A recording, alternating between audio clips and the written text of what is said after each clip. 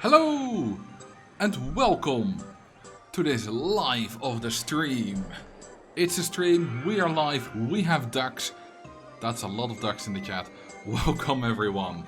How are you doing? Duvel, Mr. Twaddleford. Alex isn't cool, well, I doubt that. Mr. Vedros, Duvel again, Mr. Vedros again.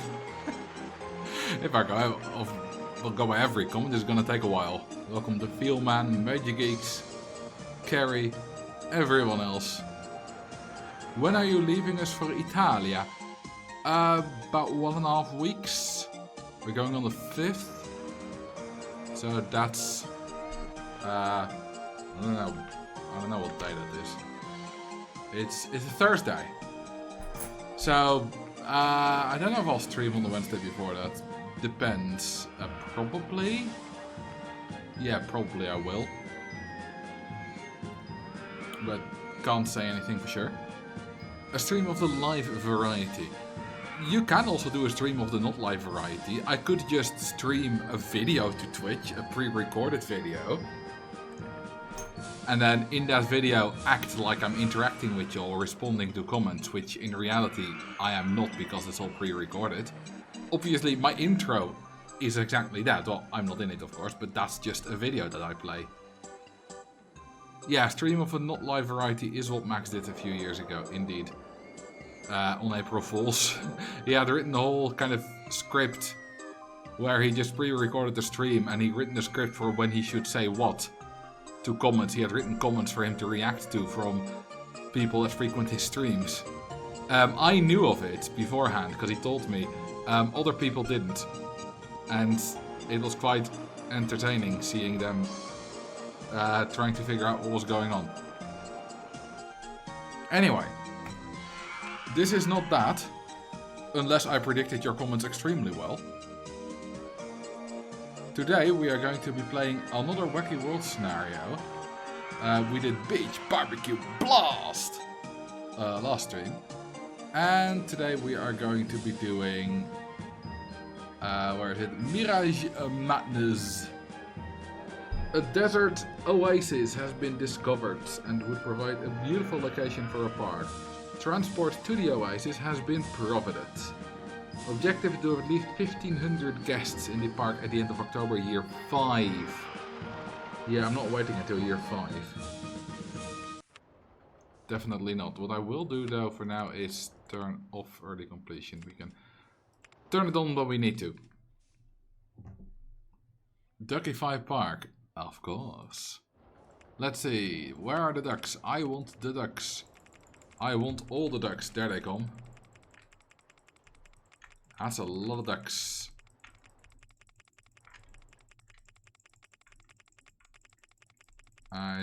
Yeah, we're through them all. We spawned the maximum amount of duck. So here we have a little base station, I guess. Whatever that exactly is. It's got a few nice looking buildings, I guess. And they're pretty nice. They're... What exactly are these? They are wattle and daub. What? Can anyone tell me what on dear God earth a wattle and daub wall is? Mud wall, I understand. This roof is wattle and daub roof. It's an old technique of making walls. Daub is... I've never heard of the word daub. I've heard of the word wattle, but I didn't know what it means. And that's a YouTuber, Minecraft YouTuber got wattle, I think. Okay. Well, they're from the Africa theming, which is mostly walls, and, well, a bunch of other things, animals, and some trees. We also have corrugated wall pieces. Like, we have, how many are these? There are 9, so that's 20, 32. 32 pieces just called corrugated wall piece. Which is insane. Of course, these mud wall pieces are also the same. These at least called curved. I've only heard it in the context of a common wasp in America, the dirt dauber. Daub is a weird word to say in English. Anyway, this is our base station with 2 chair lifts that are going towards the oasis, where we do not have a wonder wall. But we do have a nice oasis with some nice trees. And some more mud huts. Well, I say more mud huts. These are not mud huts, but these are. And yeah, a nice big oasis. The duckies are all gonna sit there, swim there, have a good time. Maybe be eaten by some hippos, although they're probably fast enough to get away from the hippos. That's all we have, hippos. Surely there are other animals here too. Well, there's a rhinoceros. Ah, the flamingos.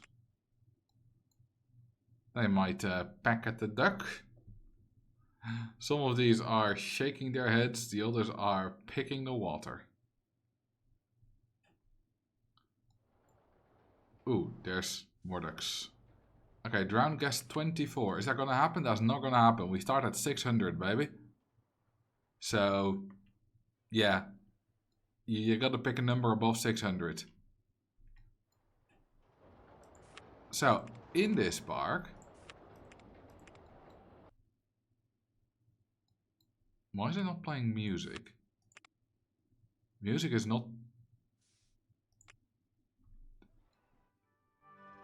Oh, it's only playing music at station 1. That seems like an oversight to me. OpenRST2, fix that, please. Yeah, this as well. That's not station 1. Station 1 is, I think, inside that building. Yes, we just saw it there. Station 1.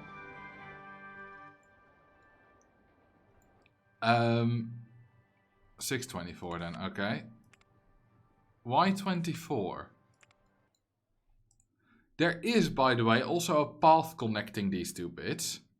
And guest 24 was actually walking on that path. If you look underground, you can't see it very well, but now you can see it. There is a path connecting it, which is good, because guests do not use transport rides to pathfind.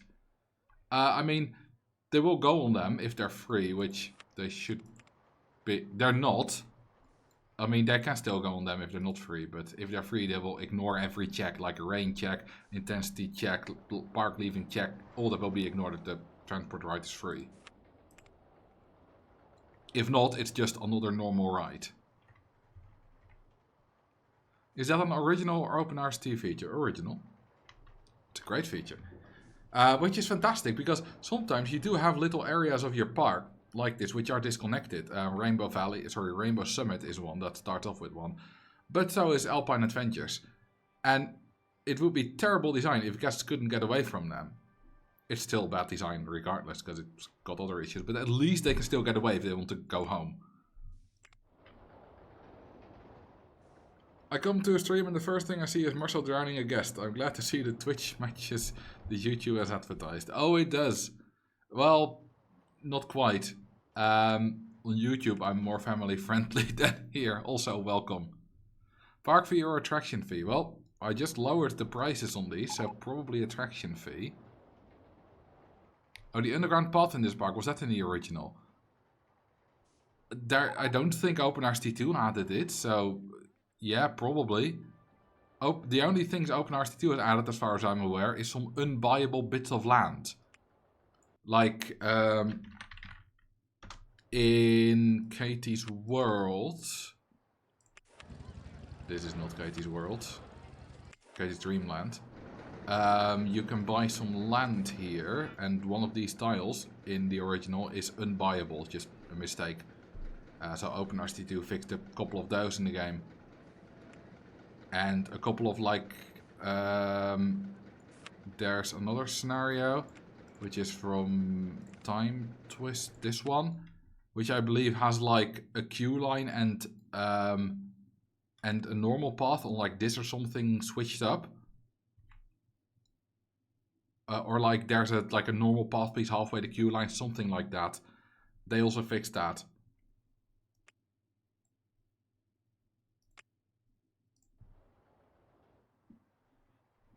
Marcel is more himself during streams than in YouTube.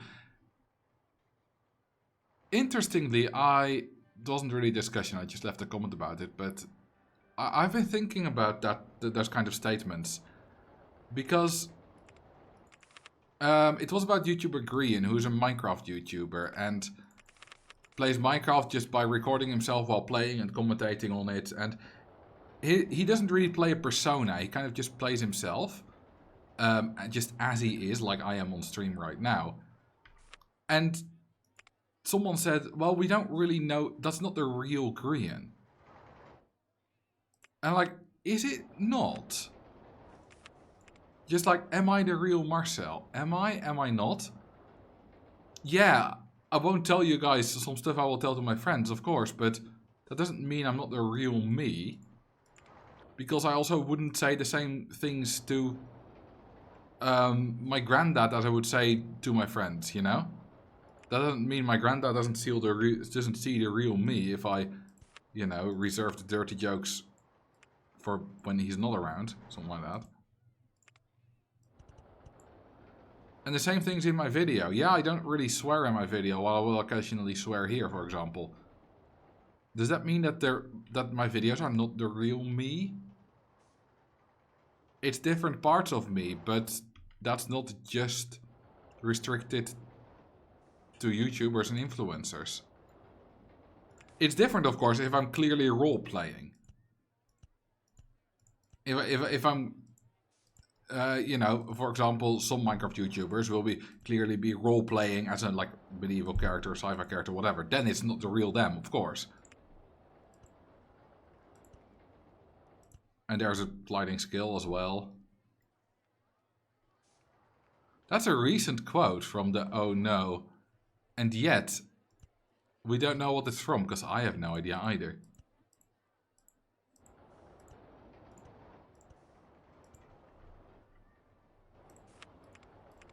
Ah, some music up in this joint. We need that. We needed that. Are there any mechanics on this side? Oh wait, they can walk between the sides, of course. Never mind. Something went wrong. Obviously. Obviously.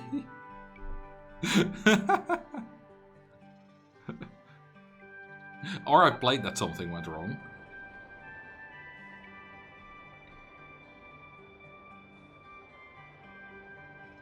I do the 2 station tiles to the letter and it keeps going back where it crashes like it's on ice. Set it to powered launch mode without passing station.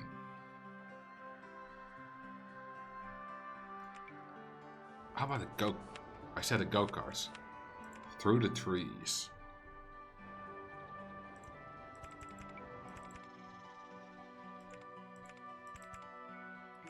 It's not really a good financial investment because we need to make money at some point, but I want my go-karts. Oh, that was serious, oh no. I said that, you know, I have a vague memory of it, I guess. Channel point reward. No, I've done both of them.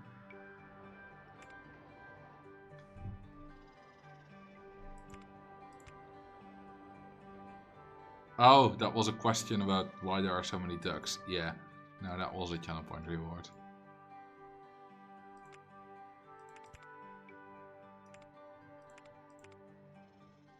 You did say goddamn in a video about Olden Towers. That's not swearing.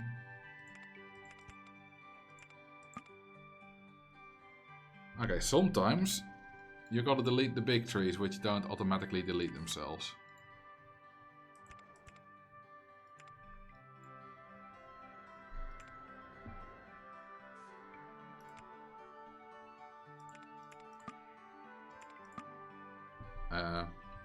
Again, a big tree in the way.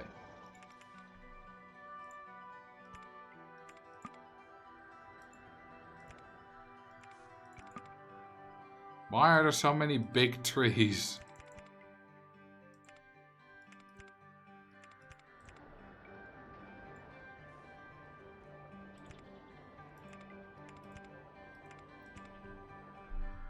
It's just like the word shit, which is interesting because Hermitcraft, which is a Minecraft multiplayer server where all the creators make videos, all the players make videos, are YouTube creators, and they kind of have a no swearing policy, right?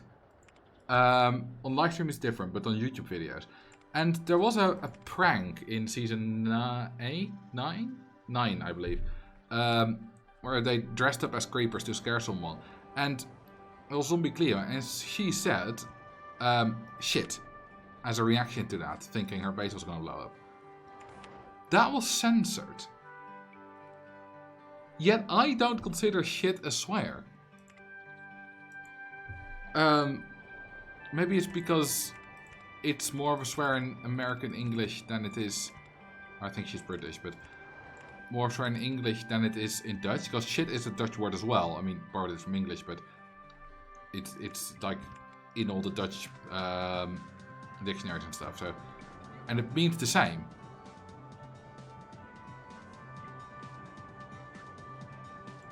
But I don't consider it swearing. Because it is kind of lighter here. Because shit is definitely considered swearing sometimes in English.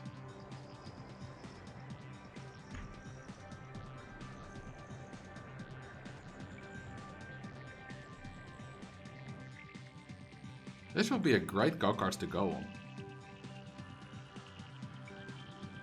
Oh, how often do you swear?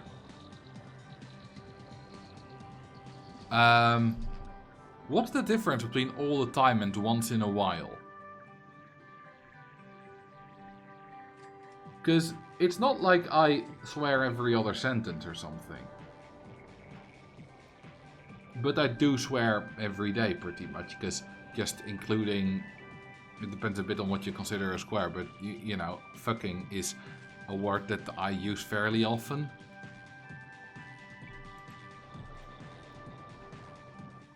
Just to give something a bit more punch, I guess. Just to drive home my opinion on something or something, you know, make it a bit more intense. What's in your opinion the worst ride in the game? Well, it's one we don't have, it's the space rings. It's time for our moneymaker, which is my beautiful booty, and also the junior coaster.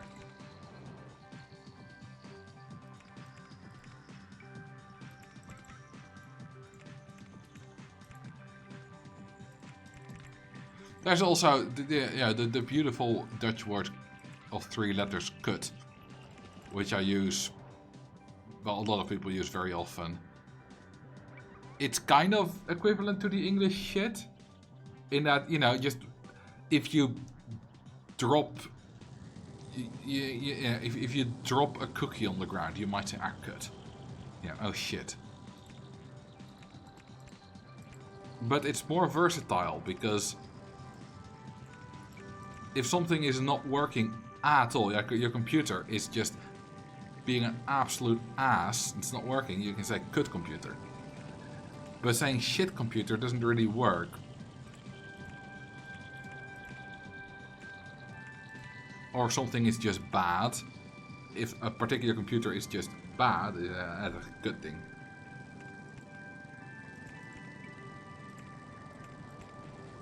It literally translates to the English word cunt. You know, a woman's genitals.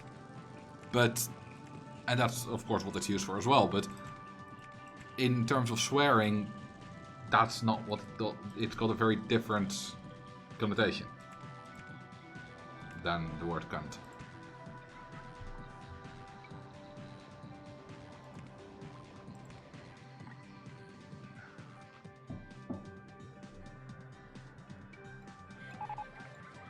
Okay, how do we nicely get back to the station? I know.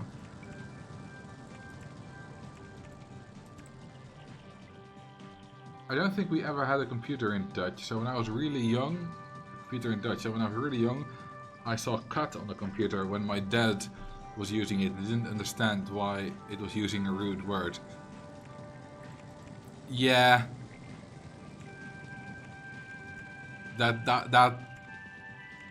I'm pretty sure I have at times also been surprised by the English word cat.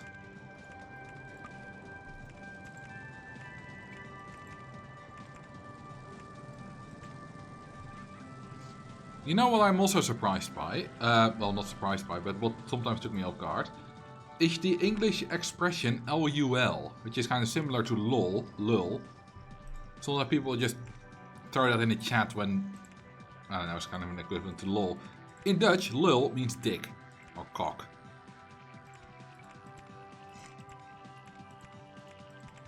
So, and it's almost only used just as a version of the word dick. You know, you would call someone a lul if they're being a dick.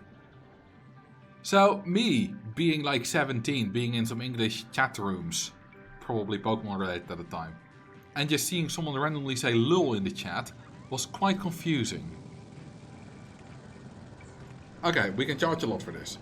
$10, this is going to be our first moneymaker. And it's time to advertise it.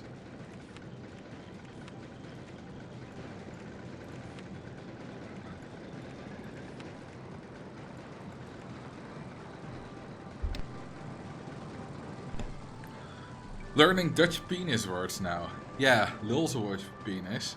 Piemel is another one. Pielemans. Piele. Pielemuis. Jonge heer.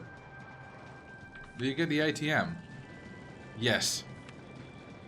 It's a time twister scenario. Of course you get the ATM because, well, wacky worlds. But it's an expansion scenario. Of course you get the ATM because the expansion scenarios are terrible.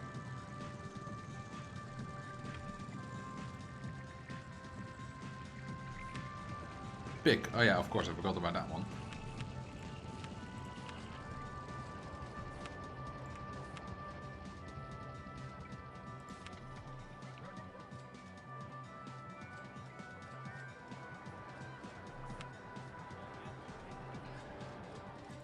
You can of course get very creative, just like in English. You can kind of use a lot of nouns for it if you want to.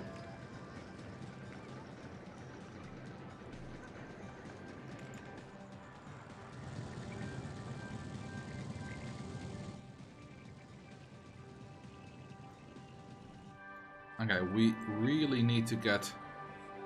I don't want guests to stick around here. They are being kind of useless here, but just to make it a bit more harder on myself, I guess, I'm not going to encourage them to leave. I'm just going to keep this as it is.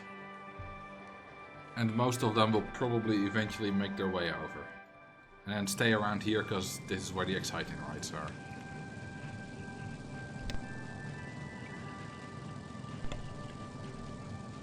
The linguistic mechanics of swearing are fascinating. So many coaches have swears based on bodily fluids, sex and religion and spirituality. It's like human universal. I mean, bodily fluids and sex are both things that are a little bit taboo, which seems to be a very universal human experience. But also not just humans, like animals sometimes as well. Like they need to find a certain place to poop or whatever. It's a very... And of course, bodily fluids are nasty things. Then again, sometimes there are exceptions, like who else other than the Dutch swears with diseases? At least as much as we do.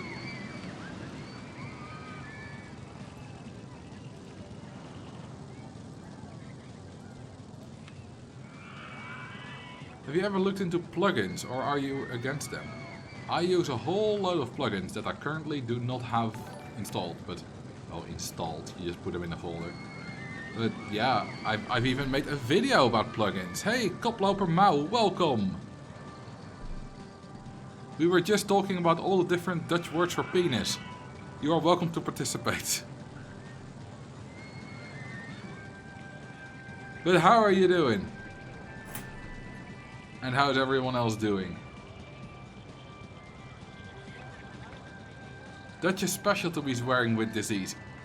Well, it's not, probably not exclusive. Like, English people might call someone like, you know, that thing is a cancer on society, which is a little bit swearing with disease, but like saying like tering, typhus, that stuff, yeah, it's very Dutch.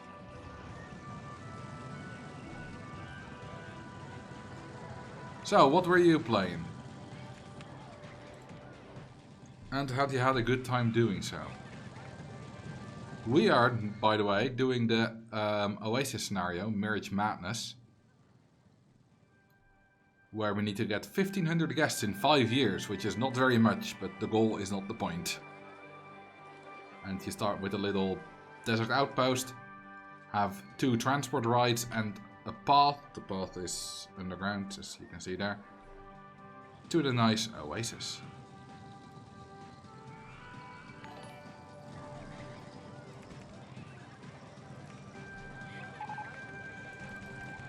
Ooh, campaign's finished.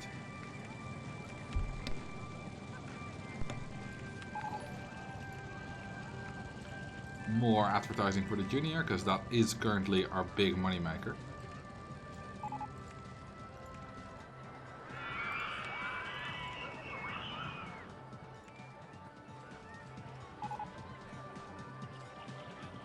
Has anyone pointed out that you may have gotten fooled by the clone penalty on your water coaster video? What? What's the clone penalty? Also, no one has said that.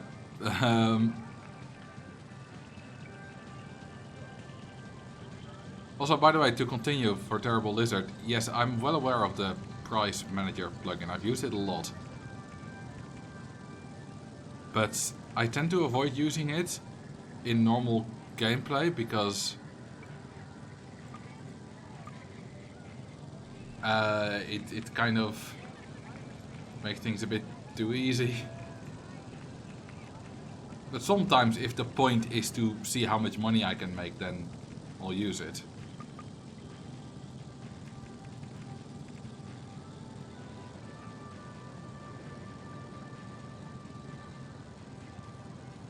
If you build 2 coasters of similar constructions, your second coaster will have different stats. No. Because I actually looked into it. What you mean is that... I'll show you what you mean. By the way, the second coaster will not have different stats. It might have different stats if you... like if you build them in the exact same orientation and both test them with newly spawned trains on the track, they will have the exact same stats every time.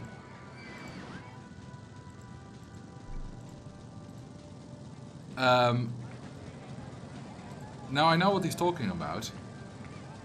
So he makes sense to me now, but it's only when you build them in different orientations or test them while the trains are already on the track or test them with guests that you might get slightly different stats.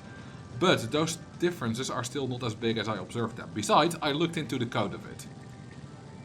So, you know. It's not like...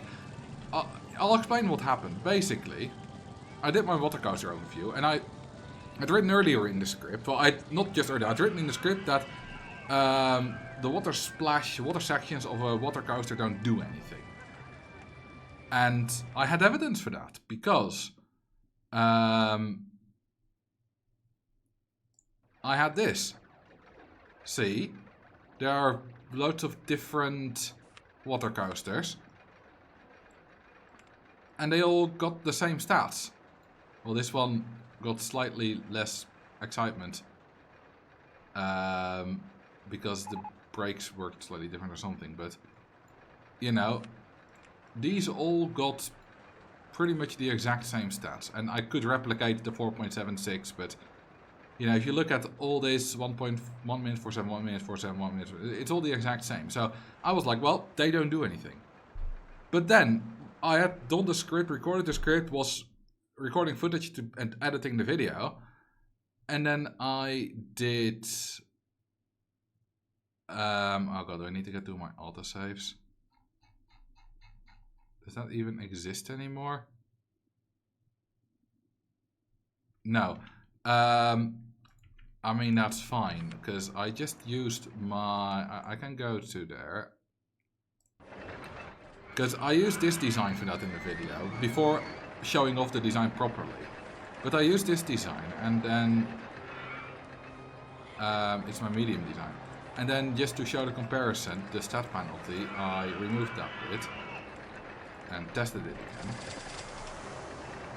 And then I suddenly got a lower intensity and a lower nausea rating. Which should not happen. Because none of the other stats are impacted. They're all the same, well, maybe 100 different in G-forces. But they're all the same. Probably because I tested this in a different way. So that shouldn't happen. And that's because the very first piece does give stats. But that doesn't matter, because you need to include that anyway to prevent your excitement rating from dropping by a factor 8. I've built dueling mirrored coasters. Yeah, but those are mirrored. Those are not in the same direction. If I build this one mirrored, I might get different stats as well. And this is mirrored because I'll be sure to build it far away enough so that they don't impact each other with like coasters being near itself. Well, these stats seem to be exactly the same this time. Well, no, actually, lateral Gs are 1/100th of a second, or 1/100 different, and also the airtime is ever so slightly different. But that's mirrored. If you don't do it mirrored, then watch it be different now. But then it will be the same every time. You know, this one is not mirrored. Obviously, you're going to remove that. And now these two are indeed the exact same. Wait, I got many comments saying clone penalty. Well, I haven't seen a single comment on the video saying clone penalty. What are you talking about? I mean, to be fair, I haven't checked all the comments in the past few days, but in like the first 2 days of World Out, I did. We'll have a look. Hello. Shut up.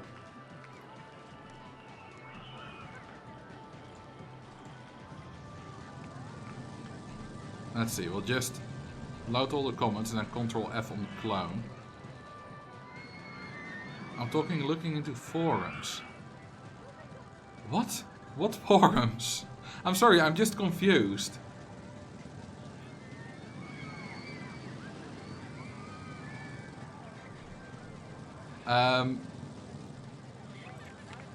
We are making good money here now, that's good, because we're gonna need it at some point.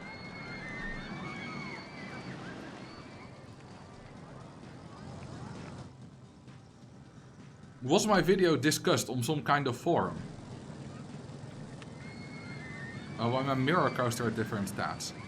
Yeah, that had nothing to do with the clone penalty. That doesn't exist. Well, I mean, it does exist in the terms of that if you have two rides of the same type, then their ride value will go down by 25%. But the ride value influences how much park value they give and what you can charge for them. But that has nothing to do with the stats. Besides, that should still stay the same because both are losing exactly 25%. So that would still not explain why one ride would have a higher ride value than the other.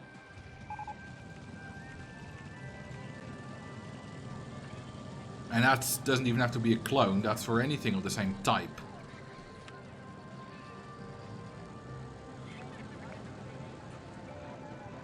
Ooh, there's been an interesting change in OpenRCT2. I'll show you it by using the corkscrew coaster. Hey Hoover, welcome. How you doing?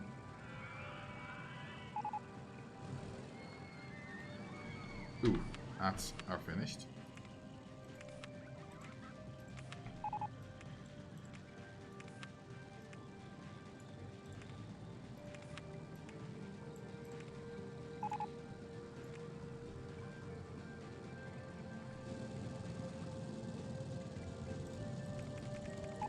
I think we may have sacrificed a flamingo or two by building that station. Can the go-karts crash and explode? If you use cheats to make them fly off the tracks, then sure. Mr. Tolliver did a right name reward. Oh, so he did. Let's see. Probably got distracted by other stuff at that point. Yes, I was very much distracted. Rename the junior coaster to senior coaster. Yeah, only 65 plus people allowed. To be honest, a junior coaster is kind of a senior coaster, right? Because seniors, at least very old 65s, maybe a bit young for that, but let's say 80 plus, probably also generally wouldn't be too much of a fan of very exciting rides. So it still works.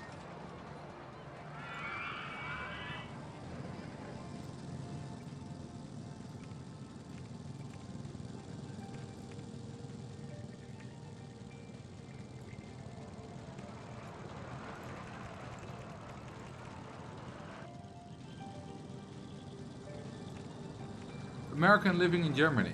Now I've got, and I don't know if you're sure you want to talk about this, but I believe you have in the past, so I'm gonna ask it, Kerry.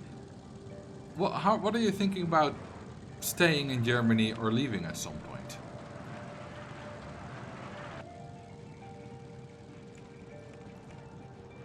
Are you gonna stay, or has it always been just a temporary thing? Whoa! Thank you for the 5 gifted subs, Bob Kyle. Thank you very much.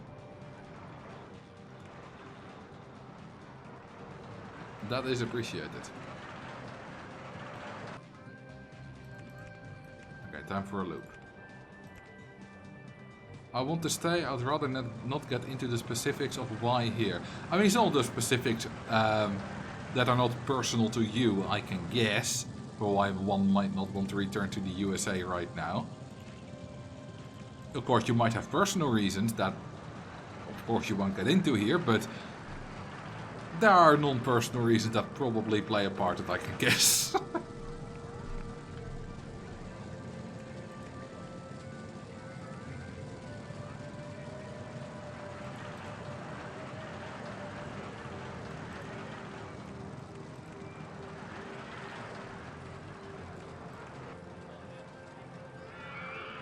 You know, my mom and I are planning to at some point in the future go to Canada, and she sent me like a whole travel package a few days ago, and I saw the Niagara waterfalls on there, and I was like,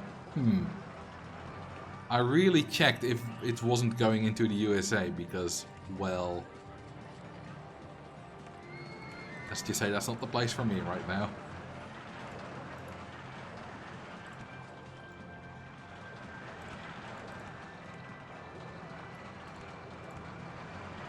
Does it make this?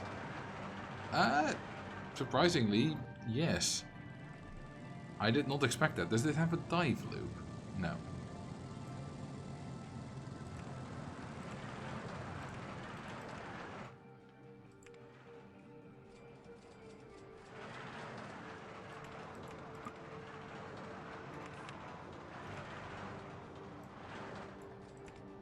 Yeah, I know Niagara. There's no A there between. Is there an A between the G and the R? Niagara Falls, it is. I know you can do it from just Canada, but I had to be sure. Not that we're going to do that particular package anyway, because it was a bit too much city focused. It's also still quite a way away before we might even do that.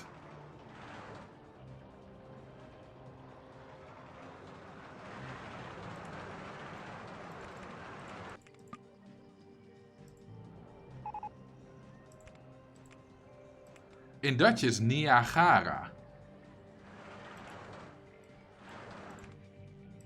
Which is probably also where part of my confusion came from.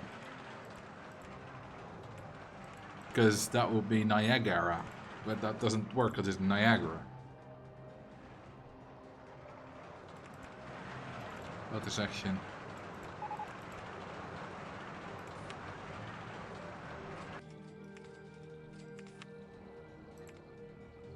What is the tallest waterfall? Isn't that Angel Falls in Venezuela? Which doesn't have a very big water displacement, I believe, but it's very tall.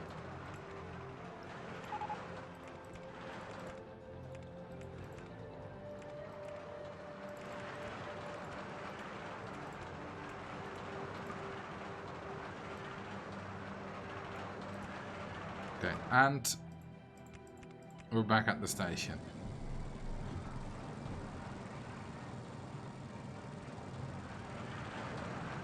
Honestly, don't let politics seriously interfere with your personal life. There are far better things to live for and concern yourself with. I mean, I live in the Netherlands. I've never been outside of Europe, so avoiding America as a tourist destination is not interfering a lot with my personal life.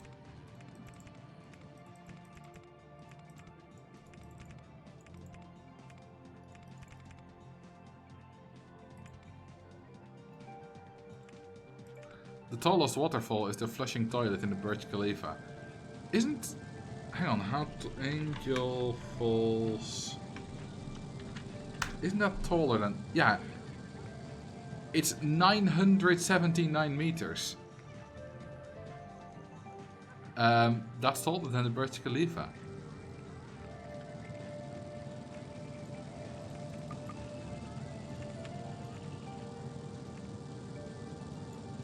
Whoever thought it was a good idea to make big tree objects? They are very annoying to build around.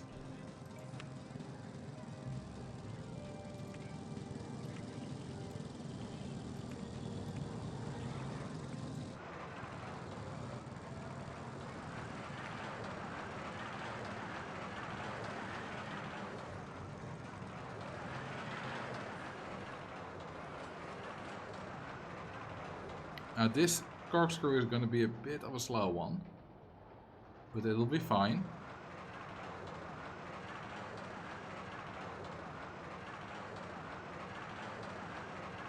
Now with a couple of helixes, we are zurück at die Stationen.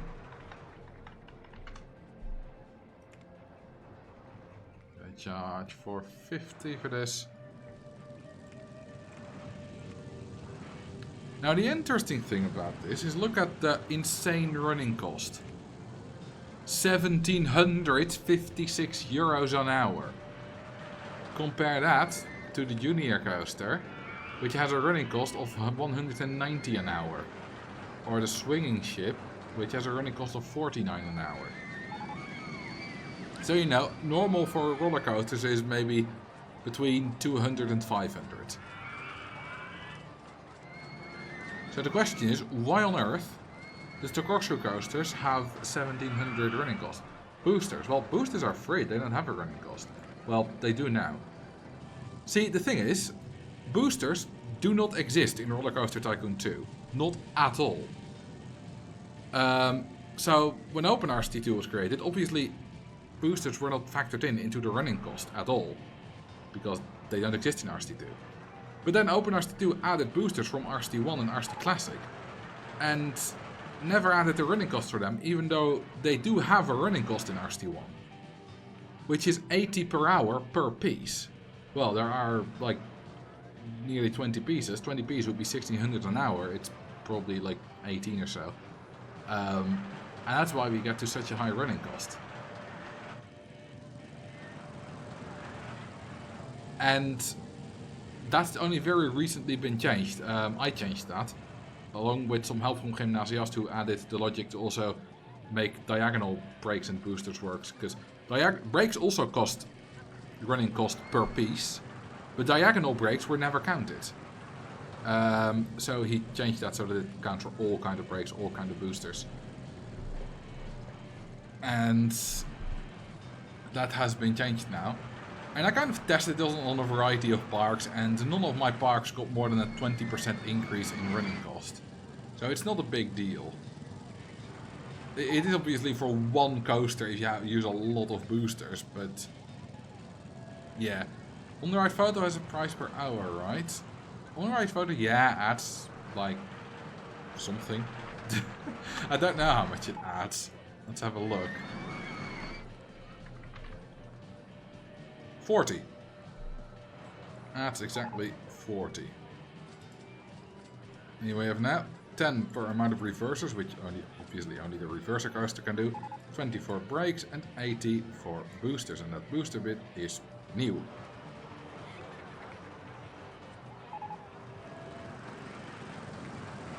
Ooh, need to renew the ads. Now we are going to advertise the corkscrew, although looking at its popularity, I don't think we need to.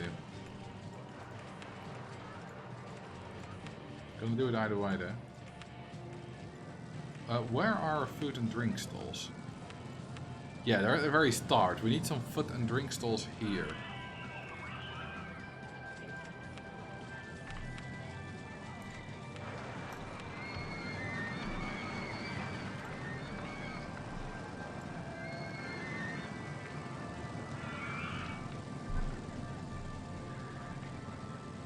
How do boosters work? It's some kind of magnetic thing.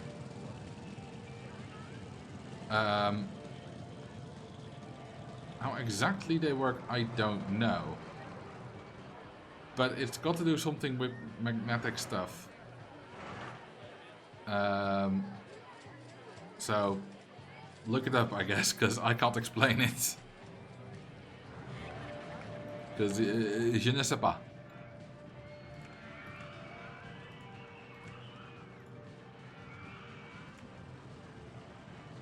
Toilets underground. I don't want to see him poo inside. Well, if you don't want to see them poo inside, then we need to build an outside toilet, which we can't do. Underground is like double inside. It's a building underground. There we go. What coaster types do you have available right now? These. Huh, the water coaster, I didn't know that.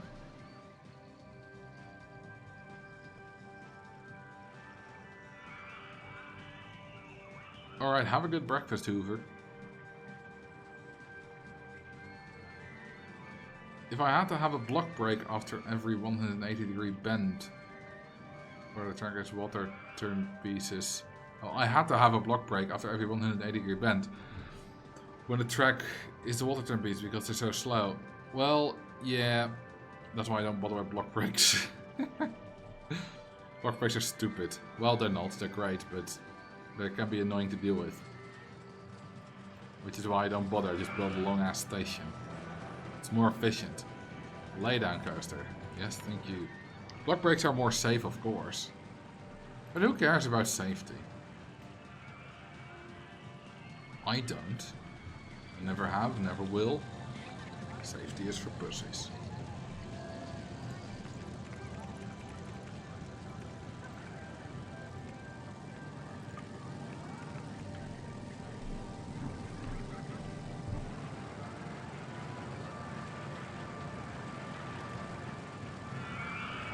Ground gas to 1,000. Ooh. They are still around. And they are currently enjoying their diamonds.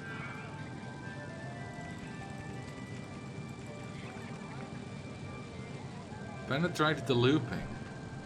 You would like to see that, wouldn't you?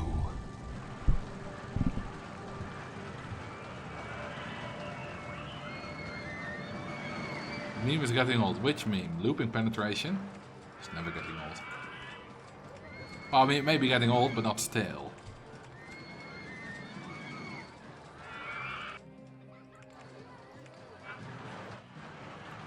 The 6-7 meme. 6-7!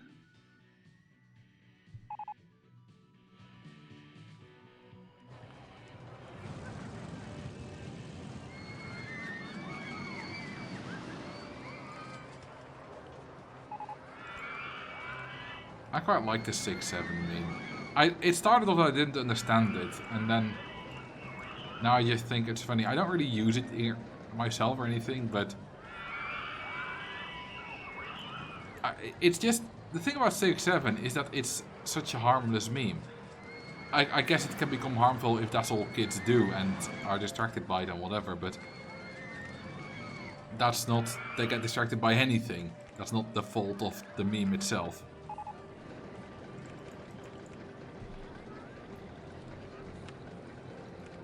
You know what, maybe I should actually make the people go the other way down, because right now it's not really a flying coaster, right now it's a lay on your back coaster. Well, lay down coaster. You're supposed to you know, do this. And then do all the fun stuff. It's fun to take the kids' memes and misuse them as an older person so they become cringe. It is. It's amazing how quickly they spread, because I've even had like random adults of like 40, 50 years old use them. Not like ironically, kind of just mostly just talk about the fact that it exists and then do it ironically. Not, but still, that was within like a week when I had heard of it. But even before the internet, memes could spread amazingly well. Because you've all heard the rumor that Michael Jackson or Prince or Freddie Mercury or Elvis or whomever had a rib removed so they could suck their own penis. Which, it's not true. Marilyn Manson, I think, was a common one as well for that. It's not true. Maybe someone has done that, but none of those has done that.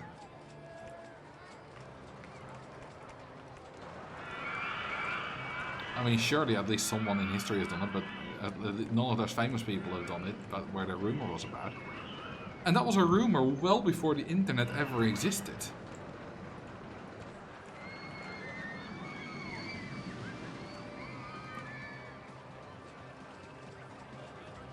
That the rumor spread around the world in the early days of the internet when fewer people had access.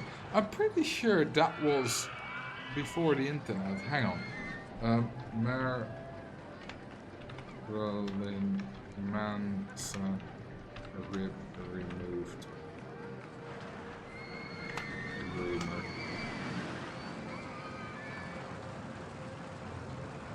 I want to know when that started. Let's see. Marilyn.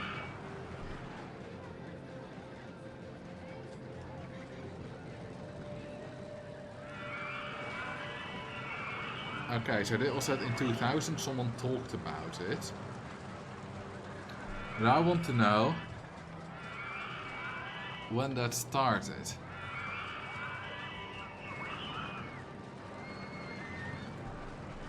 Origin. Let's see.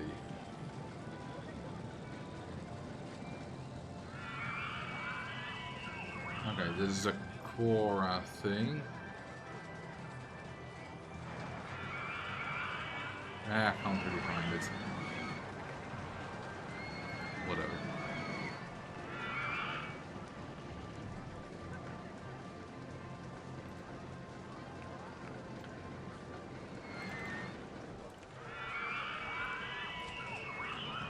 But there are definitely memes and things that have spread across the world before the internet. Like the cool S that apparently everyone but me used to draw. I'll show you what it is. It's this thing. Apparently, everyone used to draw that. I never did as a kid, though I'm pretty sure I've seen it as a kid. At least in graffiti and stuff. Let me know that the whole video about the origins of it. And it goes back way before the internet, but also it goes back all across the world before the internet.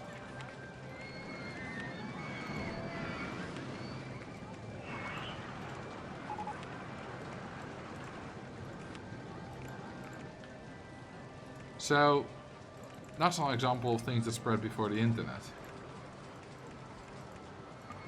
What's in the way? That's a stupid tree.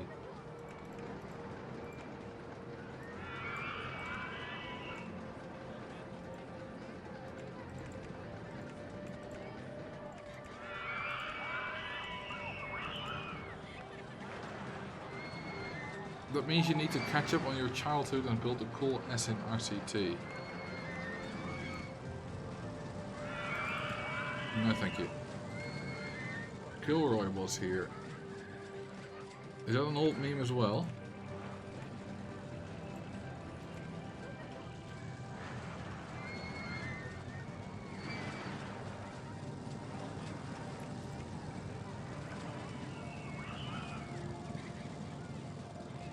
I've heard of it, but I don't really know where it's from.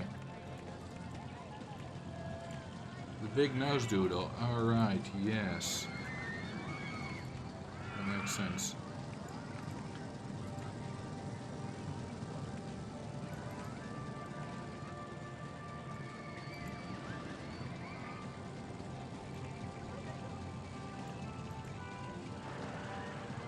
In fact, the crossover pieces in the laydown coaster and flying coaster actually don't count as an inversion, yet I believe they technically are. Yeah, sometimes it doesn't get counted, which is weird. Like, if you just do a full twist, which I can't do here because things in the way, but if you just do that, then it doesn't get counted or something. I haven't really looked too much into it. A magazine article says that it may have started in 1994 after Manson was arrested for public indecency, which was later dropped because it turned out to be a joke with a prosthetic penis. Was that so long that he could suck it anyway, even though he did not have a rib removed? I mean, some people can. Like, it's not an impossible thing. There are people who can just do that naturally. They're just very flexible.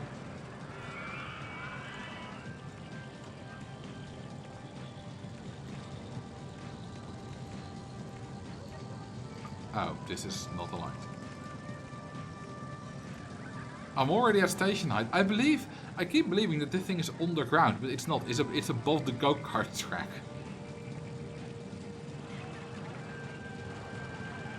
Like, now it's aligned.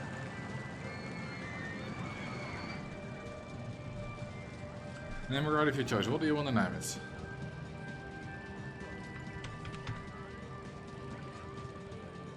Manson apparently mentioned the rumor in his 1998 biography. Huh.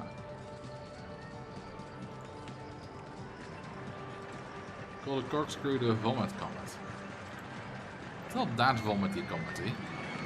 It's only got 4.21 nausea.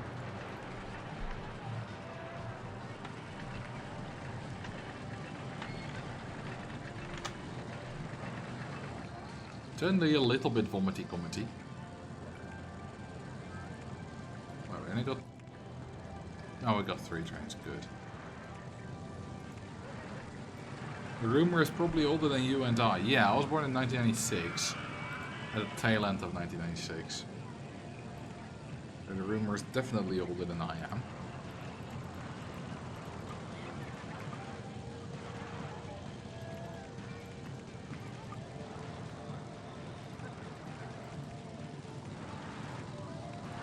I'm only a youngin'. I'm just 29 years old.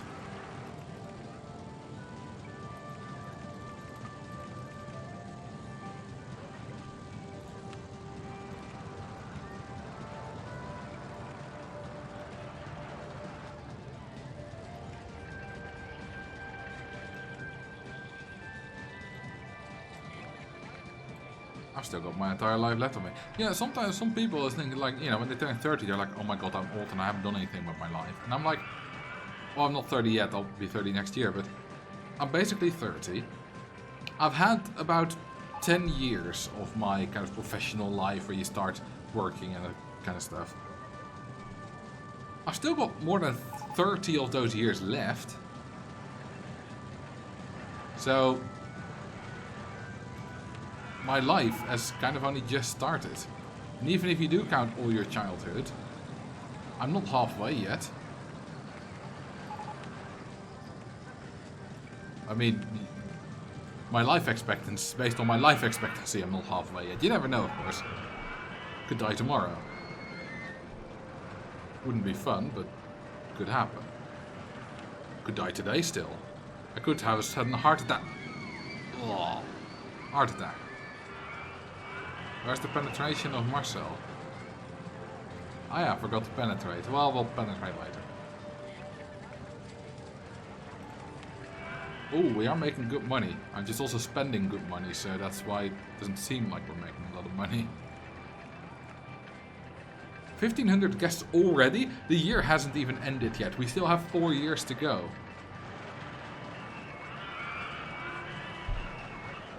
Need a poll. Are you older than Marcel Vos? I mean, we could do a poll just general age, like a few age brackets. If you are under 18, you are a very rare specimen in this chat.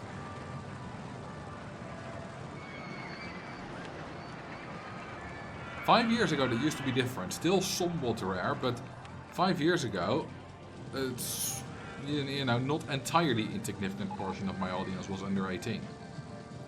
But those people have grown up 5 years now, and not many young people have replaced them.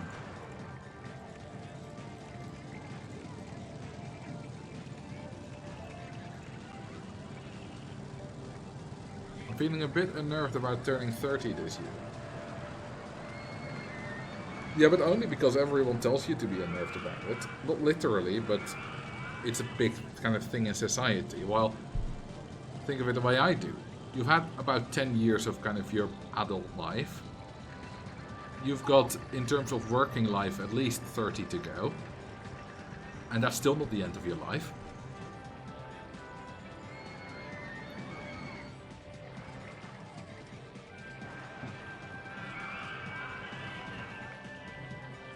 The first guest you can find wearing a red t-shirt. Is that red? No, that's pink. Oh, hang on. Saw one. That one.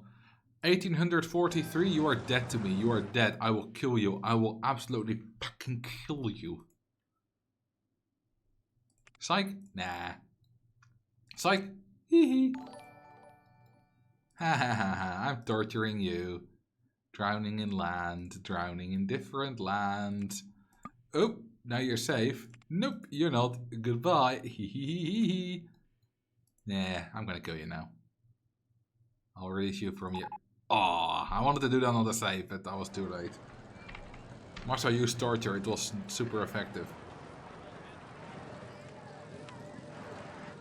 And time for more ducks. They have something to feed on now.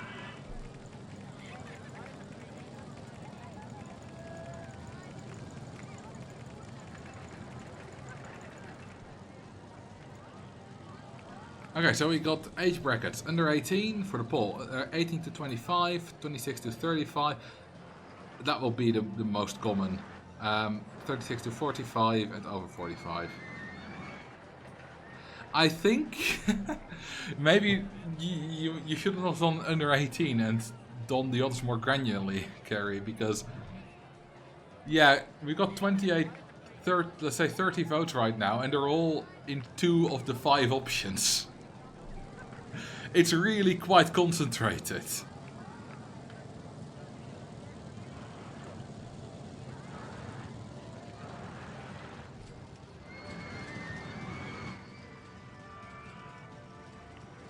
I'm older than Magnum XL 200. That doesn't mean anything to me because I have no idea what that is.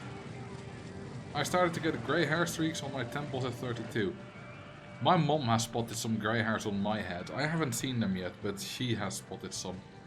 I mean, it's not surprising. My brother's gotten his first grey hairs a few years ago as well, so if he, then why not me? I don't mind going grey. I wouldn't mind going bald, which I'm not, but I would. Also, going grey doesn't mean you're grey next year, of course.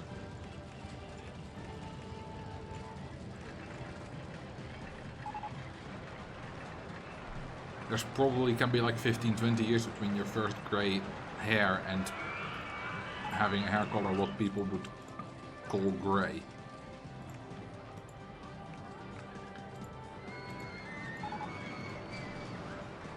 Magnum XL 200 is the first hypercoaster with a corkscrew track.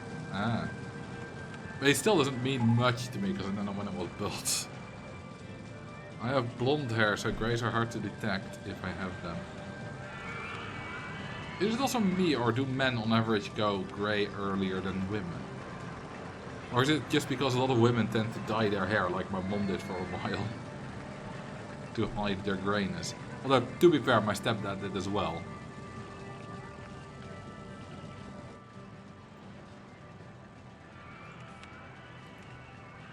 Which is unnecessary, because he looks very good grey. He's committed to it now. He's got fully grey hair now, and it looks very good on him. Very distinguished. Yeah, I kind of need a path around here. I can just kind of build too high first. No, there's a stupid tree in the way, isn't there? Just build it around here. We know that men lose their hair more than women, so maybe they could also get grey earlier. Yeah, exactly. That was kind of my reasoning. But then I was like, well, women are also probably more likely to hide it, so you gotta think of all variables, right?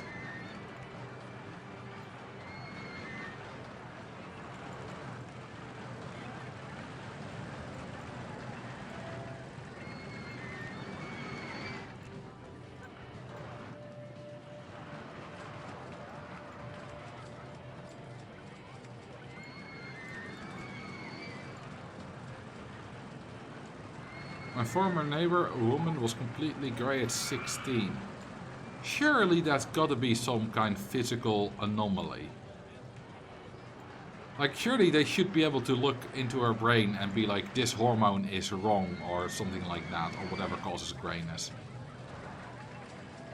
Because completely grey at 16 is extremely excessive. Extremely early.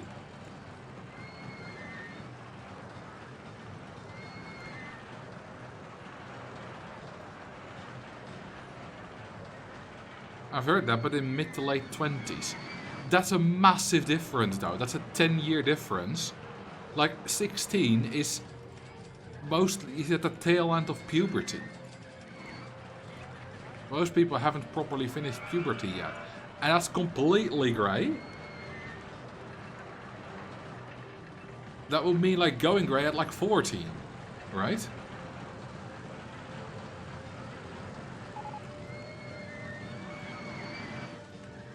I'm not saying I don't believe you, because I do. I'm just saying that I don't believe that that's just kind of a normal thing that sometimes happens. I'm pretty sure that would be a proper anomaly.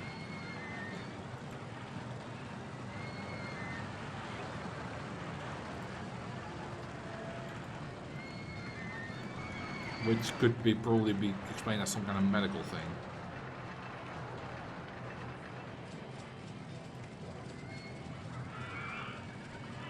Hair color. Mine's brown. I quite like that. I generally like brown hair more than blonde, although blonde hair can be nice too. Red's my favorite though. We're of course talking about my taste and people I find attractive, and I really quite like red hair.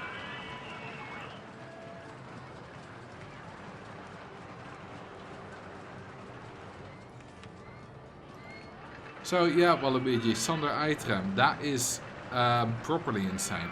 For those who don't know, in speed skating, the 5K, 5 kilometers, has had a world record of just over 6 minutes for a very long time, 20 years roughly. And yesterday we finally went under 6 minutes. Wait, track's not... Oh, it's not connecting because isometrics. We finally went under 6 minutes, and not just that, but also at a place where no one expected it to happen. At a track that should not be fast enough for that.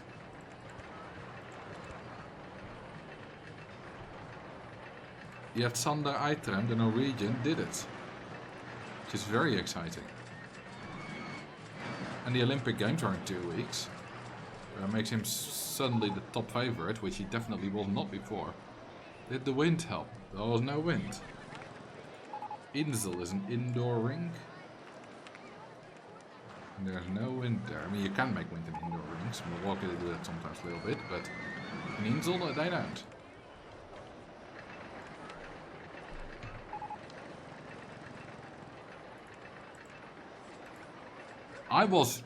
I stood up and I cheered and it was amazing. Absolutely, properly amazing.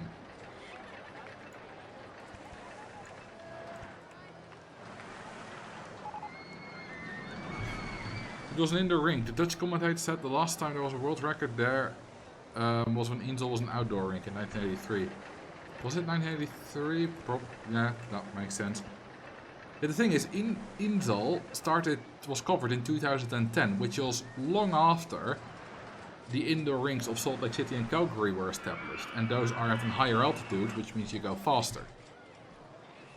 So indoor Insel never had a proper chance to get world records. While in 1983, Insel was still an outdoor rink, but every rink was an outdoor rink. Because indoor rinks didn't exist until 1985. And in 1987 we got Heerenveen, 1988 we got Calgary, which both got a lot of world records. And then Insel wasn't really a contender for world records anymore.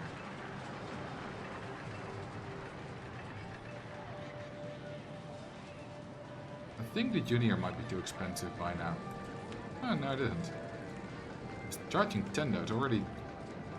It's gonna decrease after roughly half a year another stage. I think at that point it will be too expensive. We'll see. Isn't Insel where the Dutchman forgot to do a lap? Hilbert van der Duin. Insel? Maybe. Hilbert van der Duin. Let's see. I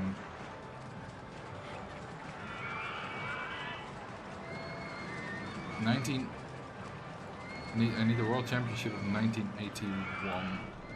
Was that in Insel? No, that was in Oslo. So that was not in Insel. Yeah, he finished the lap early there. Which means he didn't actually finish. He stopped skating.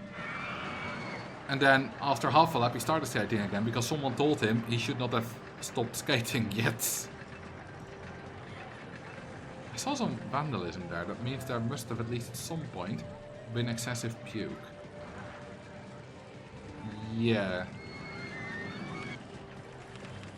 5 handyman is not a lot. No, why not some entertainers? How about we fix this vandalism?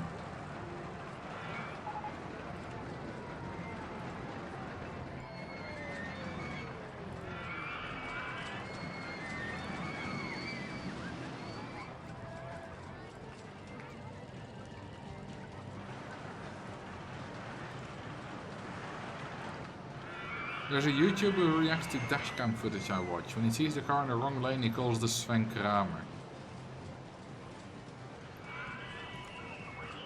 I recently got access to that footage with Dutch commentary of Sven Kramer making the wrong lane change, and I watched it back. I can't show it to you because it will get copyright strikes by the Olympics, which are stupid. But it's really unfortunate. So it happened live. I did too. I don't really remember it, but I know I watched the Olympics. I kind of remember it, but don't actively remember literally the moment it happened.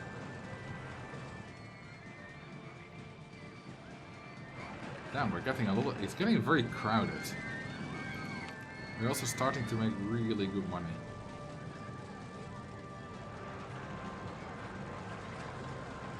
Oh, the reason this is being so slow is the minimum waiting time is off, but the guests have to walk all the way from this side of the station to the other side. That's why it's being so slow. Is there a way to prevent cleaners from going into queues? Yes. By using patrol areas. In in Vanilla and Classic, you can only do them on a set grid of 4x4 squares, which does not allow you to be very precise. But in OpenRST2, you can go down to 1x1 and do it literally per square. But you don't always want this, because you can get puke and littering queue lines, because if people get tired of queuing, for example, and they decide to leave and walk the other way out of it, they get into normal walking mode and can throw up or throw a litter down.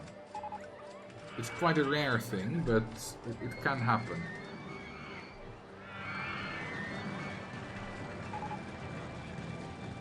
This weekend I saw 2 world records in my book, both the 5k and the fastest someone face planted into the ice. What was that? the Finnish team sprint skater today.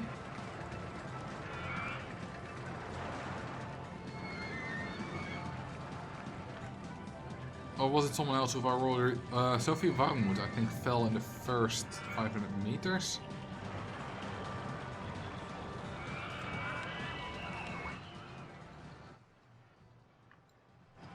Okay, you know what? I'm a bit locked. I feel locked in. So I should build some paths. Kind of go around. The German woman who set off and fell. Yeah, that would be Sophie Warmoed. She did really good today. She got second place. Her first podium ever. I'm weirdly obsessed with path building in RCT. Have you seen my 42-minute diatribe about how pathfinding works? If not, you would enjoy that.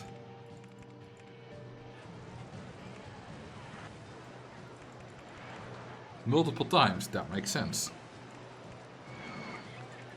I think it's one of my best videos. The only flaw of it is that I failed to mention that the map is bugged in Vanilla and Classic.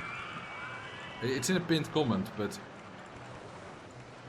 it's a shame I didn't mention it. I knew it, but I just kind of forgot it.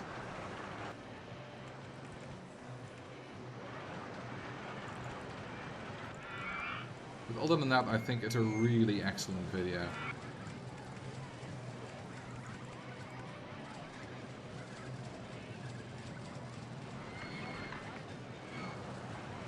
We need more flamingos. We do.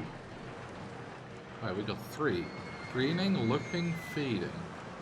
I like the feeding one.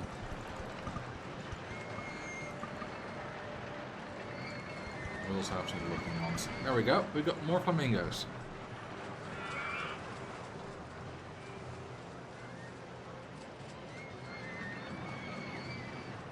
Okay, we'll delete the ones on the water.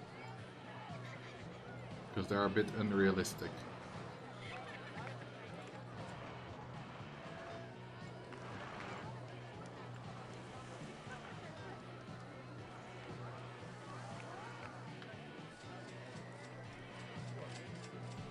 The rest are totally realistic.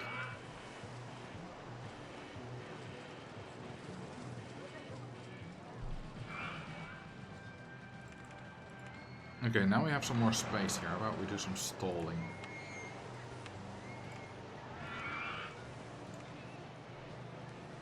I can't really remember who that was. I thought it was an Asian who crashed into the wall pretty hard. Probably Wataru Morishige. He was doing really well against Stolz, I believe. And then he fell.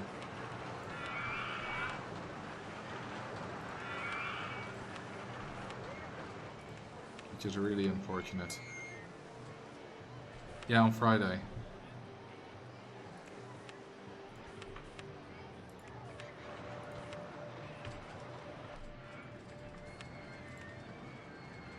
It's always a shame when people fall.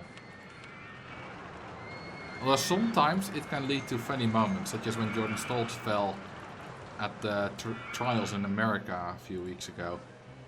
And still skated an amazing time because he got up within like a second.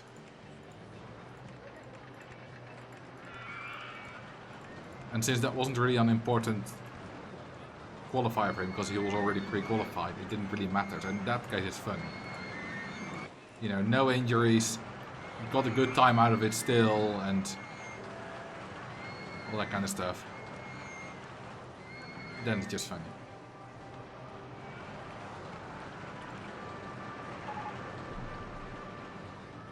Those falls must hurt like hell. Yeah, you probably got a little bruised. The Dutch commentator went on to talk about how the wall works, how it looks soft but it's still pretty hard. It's the interesting thing is that there are questions around the trying to catch you if you fall, of course. The interesting thing is that the Dutch commentators often talk about why the walls are wrongly deployed and could be better, yet they're somehow never getting fixed. Which is weird. So I'm not sure what that's all about, because if it's such an easy fix, then surely it just should be done for the safety of the skaters. So maybe there's some other reason why that's not happening.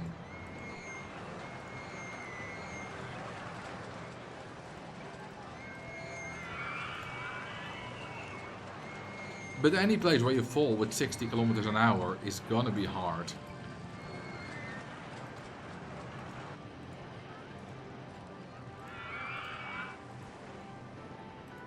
Like you skate through a turn with 60k an hour, and then you fall.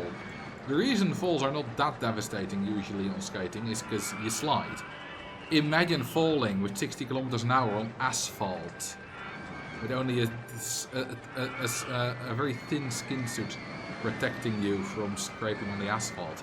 Yeah, no, I don't want to imagine that because that's going to be quite gory. On ice, that's of course not an issue, you just slide.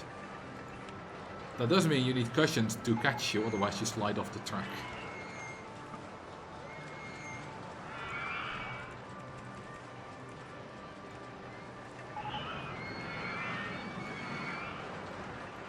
Safest park in the country? You wish. You wish. You wish. Well, I can't drown a roller coaster, but I can drown an entertainer. Goodbye, Mr. Astronaut. People can seriously be injured by it. They can, it sometimes does happen. Carl Verheijen fell on the 10k 16 years ago and cut himself in his foot, for example.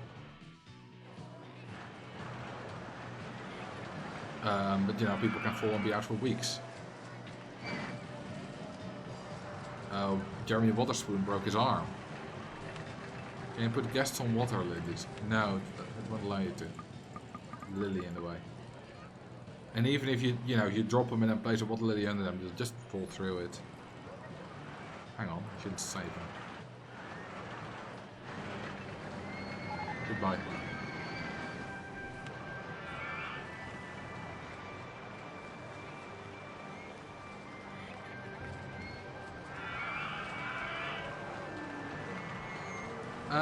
Spiral coaster, why not? Why not the ugly coaster? Maybe part of the reason I feel a bit claustrophobic in this scenario is just because of all the goddamn trees.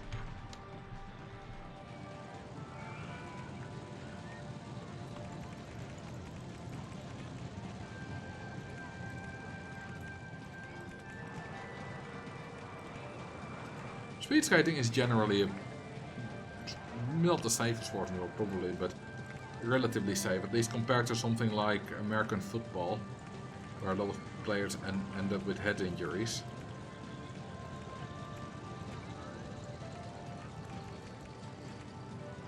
In speed skating, back injuries are very common.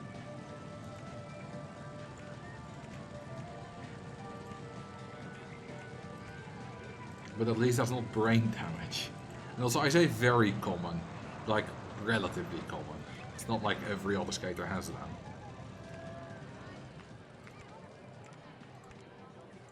And they also don't tend to be permanent. Like, you know, once you stop putting a lot of stress on it, it tends to heal. Not always, of course, there are always exceptions. If I attempt the longest roller coaster in history ever, wouldn't I just be better off filling a 400 by 400 map entirely with an old-timer car ride? First off, you can't do 400 by 400 because, well, at least the way I do it, because I do vanilla rules, so 254 by 254, and you cannot own the outer edge. But also, no, roller coasters go slower. The minimum speed is slower than the speed of the car ride.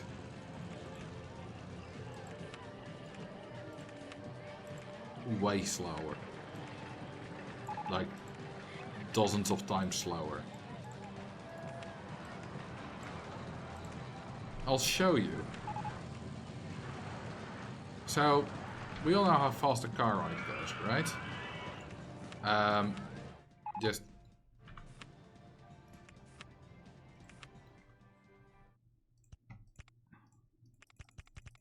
quickly, you know, that's how fast the car ride goes. It's not very fast. It's about 3 kilometers or 6 kilometers per hour apparently. I thought 3, but nope, 6. Now we'll see how slow a roller coaster goes. So if we go to hang on.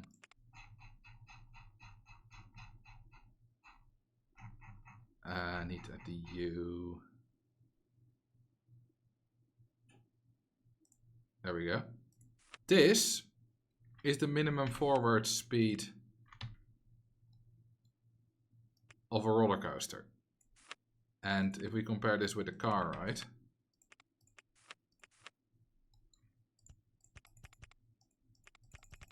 then the car ride goes a lot faster. A lot faster. Goes a bit slower when it goes up. I think then it goes down to 3. Well, 4, but that's still a lot faster than the 1 of this one. But that's not all. That's definitely not all. Because once this coaster hits this middle, it will not crash. No, it will reverse. And it will go 32 times slower. I'll show you. Wait for it. Wait for it. And that thing is moving. It moved. It moved again. It moved again. It is currently moving backwards. It's not very fast, but I'll speed it up by a factor of, this is 128 times faster. So, yeah. Don't think you can beat this with a car ride, because you cannot. This is very, very slow. Also, this is not the long coaster. This is just the base. It's empty here, and it doesn't work in OpenRCT2 because synchronization mechanics are different. Which there is a fix for, but it hasn't been approved yet. How this the full universe coaster is this. Now these are all going. They shouldn't, because as I said, synchronization mechanics don't work like they are in vanilla. So ignore that. But and what we do is always ignore breakdowns for these kind of rides. Basically, the universe coaster, which is moving forwards here, it sets off this orange wild mouse, and because of the way that this works, is that for every 2 times the universe coaster goes, sorry, the purple coaster goes, this orange wild mouse has to go twice. Can go only once. So purple coaster twice, orange coaster once. Then this orange coaster comes here once, comes here twice before the next one can go once. This one has to go twice before this one can go once. So for every coaster in the chain, of which there are 253, it goes up by a factor of 2. And then this final black thing, which is the actual universe coaster, goes up by another factor of 90. So the base length is 2.38 years. The purple coaster takes 2.38 years. Then you get times 2 to the power 253, 1, 2 for every coaster in the chain, times at the very end another 90. So that is 2.38 times 2 to the power of 253 times 90 years, which is about 3.1 times 10 to the power 78 from memory, which is long. It is quite long. And that's, yeah, we're working with exponents here. So if you want to beat that, you gotta find a bigger exponent, because you are limited to 255 rides.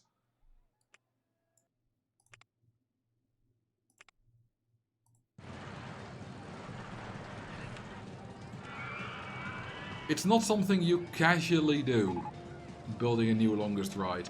There used to be at some point, because there used to be a time where no one had ever built the longest car ride possible, until someone built the Wheel of Life and Death. back in 2015, I think.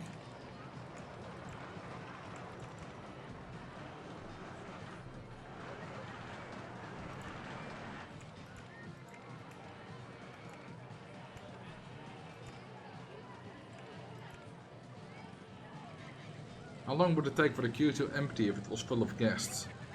Well, you can have 1,000 guests in a queue line in vanilla, so Universe Coast. I mean, you can use different coast type, but only allows 2 guests per vehicle, I think.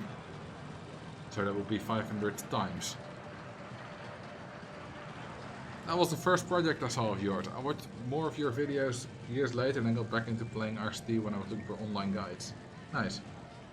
Doesn't RCT1 have no forward minimum speed? I have not checked RCT1, but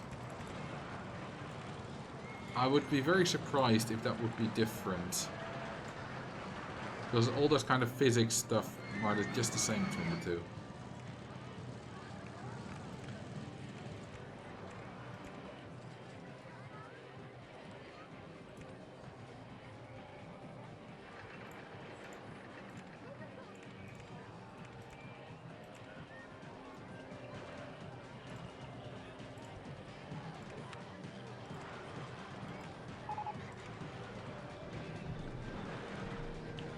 I think so. We had this topic where we discussed the dinghy slide that does not have the lift right past station.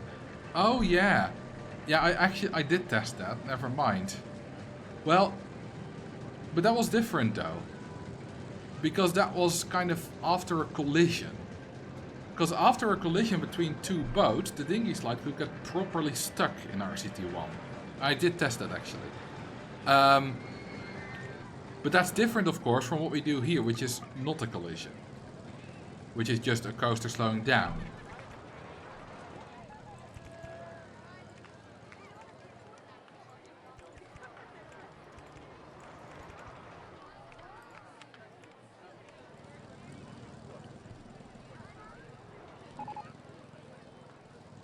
But yeah, such a full stop cannot happen in RCT2, because there they do kind of revert back to the minimum speed.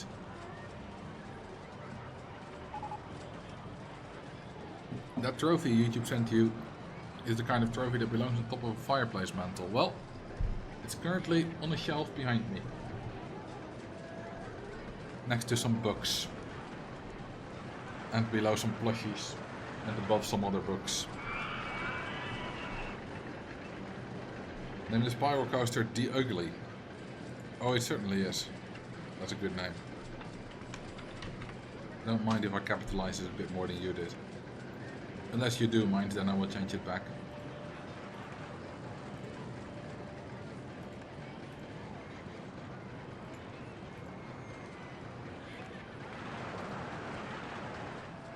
The other rhino trains, which are so silly.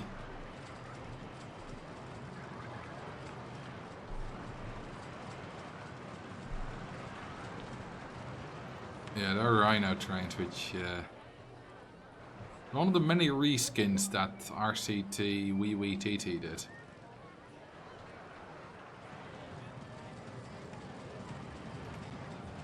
I don't entirely dislike the concept of these reskinned trains, because especially as a kid I remember liking quite a few of them. And like, they're not bad for just general variety, right? It's just that that's kind of the only thing they did. And some of them do look a bit ugly.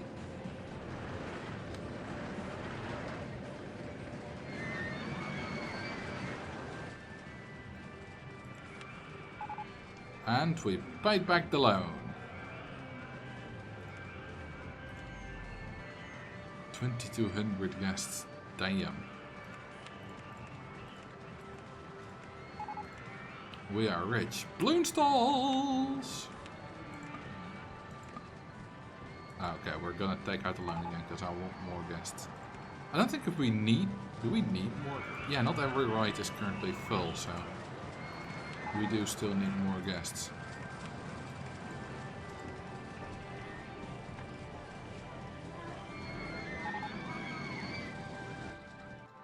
One problem is that quite a few guests are just hanging out here. I should make it so that they cannot take these transport rides back and can only walk back, which would help.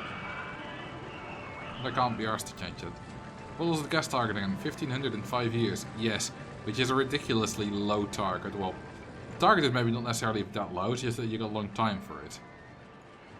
Although, it's a sizable park, so target is also on the low side. Now, I am constantly advertising, which does make a difference compared to not doing that. But still.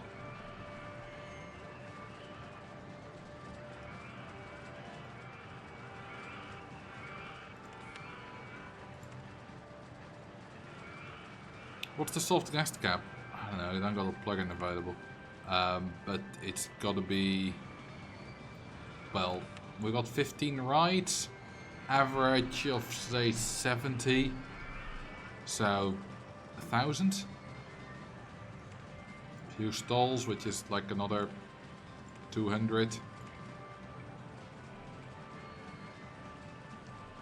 It's also in the challenging park category. Well, yeah, but these categories were all over the place. Currently it's in challenging. I don't know what it was originally in. Is it currently in challenging? It's from Wee. Yeah, it's the first in challenge, which is not too difficult. Maybe it could. Maybe originally it was an expert. Let's see if it was. Hang on. I'll just quickly.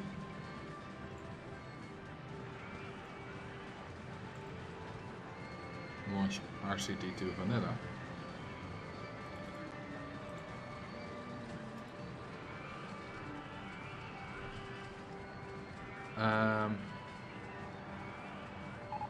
I don't see it here. Nope. It is in expert in the original. The first of the expert ones.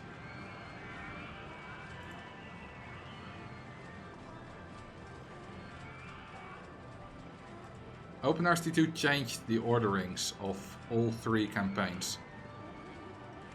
Which is a very good change. Because in the original they were only divided by category and then just ordered alphabetically. And considering that Amity Airfield, which is right here in the middle of expert, was miscategorized. Why do I have 2 extreme heights? Right. That's my bad. Amity Airfield was miscategorized as challenging, and then because it starts with an 8, also the first one in challenging. And there were only 3 in beginner, which were Electric Fields, Factory Cables and Crazy Castle. So the 4th of 15 scenarios was Amity Airfield, which is completely, utterly disastrous. And that's why Amity Airfield got such a reputation for being hard. It's not the hardest one of the 15. I consider Rainbow Summit to be the hardest one, which is properly be done at the bottom here. And Fungus Woods also, I do, well, probably, maybe. It's all very close together anyway. But the reason it got the reputation is because it's so early. So lots of people got to it early, then got stuck, and then, oh, it's difficult. Because it is. You don't have the skills yet.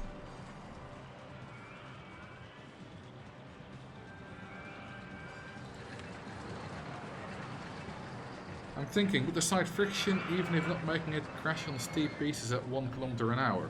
No, they have... How the crashing works, with rides that can derail, which we've got none of them here, but, you know, like bobsled, side friction, dinghy slide. We got a dinghy slide, actually. Is that every piece they go over that produces negative G-forces can make them crash. But it only crashes at a certain amount of negative G-force, which is like minus 0.1 or something like that. And it's just that the steep to gentle piece produces so many G-forces, negative G-forces, that you can't go over it and still make it, because you need too much speed to make it up the hill, and that will produce too many negative G-forces. But it's not an instant crash. If you go over it with 1 km an hour, yeah, you won't crash. So if you like cheat a chain lift on it and make it go very slow, it'll be fine.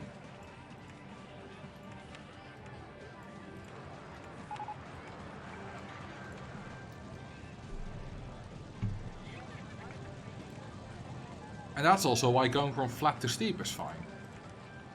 Because, well, at least, you know, right after your chainlift when you don't have speed yet, because you're going very slow. Also because flat to steep can have a bit more than steep to flat. Like, for example,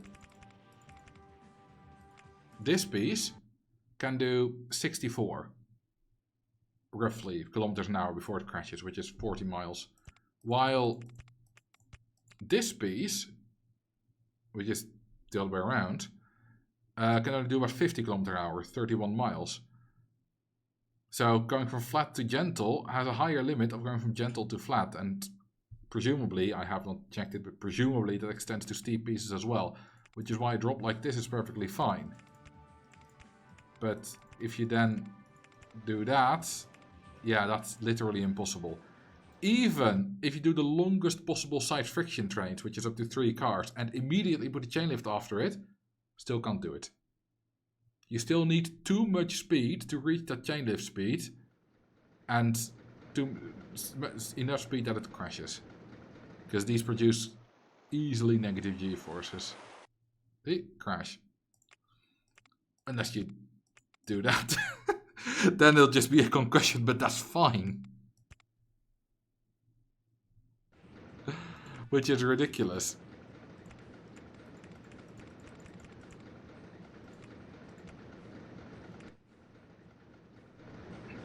Basically, if you're building any kind of these rides, just avoid these steep to flat pieces.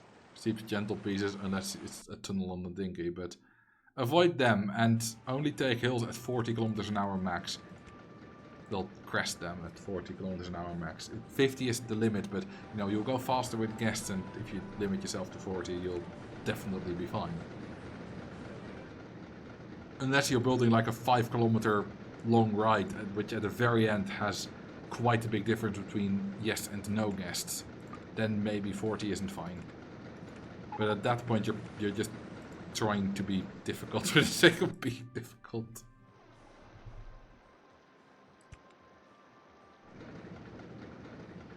Crashing is bad, but smashing head against ceiling is fine. Yes, yes, yes. We don't, you know, concussions do not exist. Broken necks do not exist in this game, so therefore it's fine. All you gotta do is just will those things out of existence. And Chris Sawyer, our God, our Lord and Savior, did that perfectly fine. So now they don't exist anymore. Also, this poor old fella's roof does not exist anymore.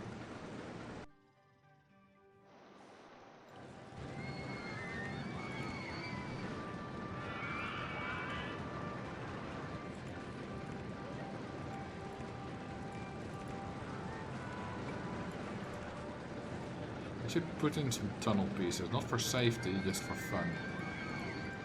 Which is how it should be. Because if you ever need a tunnel piece for safety, then I question the safety of your ride.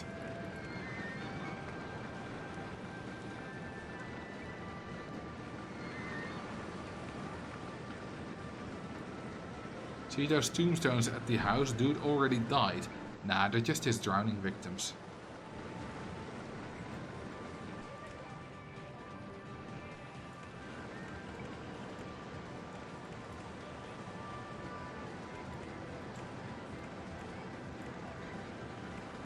Which I can respect. You know, I gotta respect the hustle.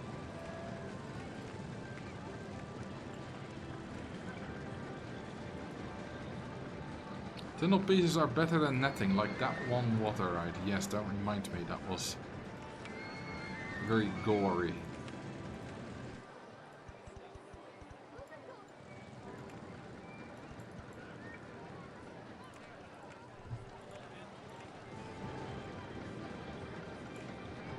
You know what, I'll make it wait for full load so that it only goes faster. Faster! Faster!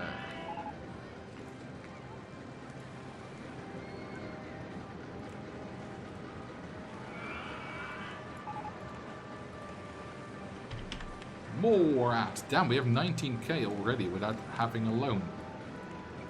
Surely the junior is, sorry, the senior is too expensive by now.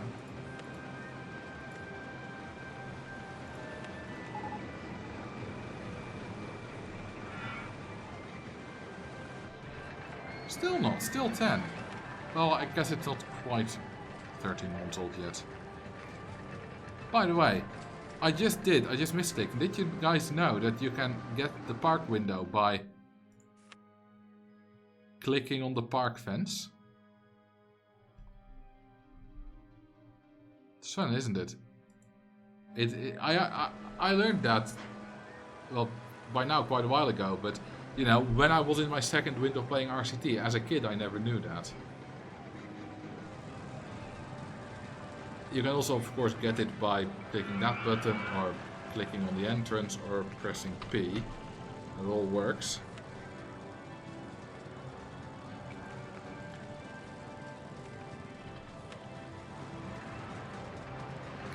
I've known that since I started playing the original RCT.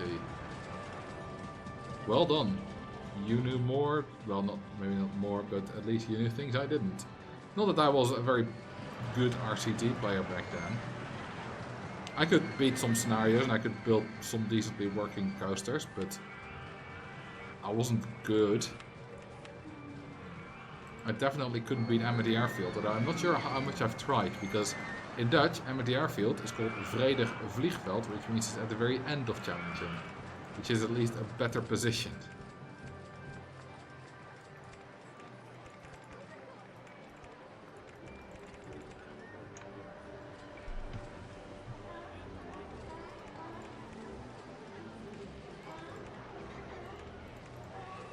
A turn after such a drop seems safe to me. Right. We need a splash bots. Could do. You know what? Can I penetrate the loop with this? Yeah, I'm gonna penetrate the loop with this thing. The ducks are leaving. No. Not my ducks. Can we penetrate the loop with this thing is the question. I just got open RCT, I'm super excited. I hope you will enjoy it. Should be fun. Have you played the game at all before? Or are you completely new to the game?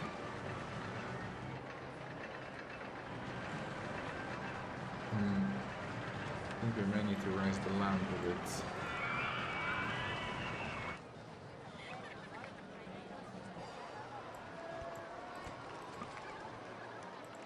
Need to be even higher. God damn it. I want to penetrate.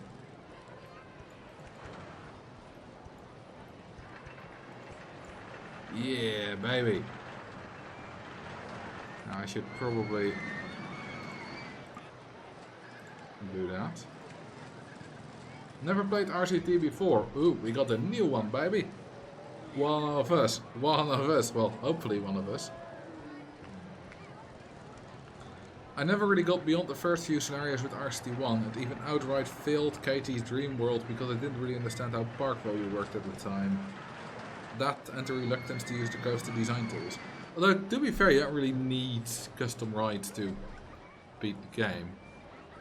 Okay, I've got to close this one as well so that I can make that one underground too.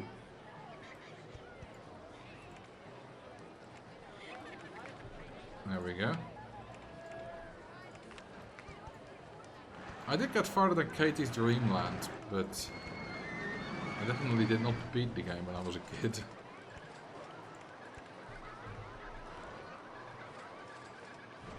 Also, hello Maxi, how are you doing?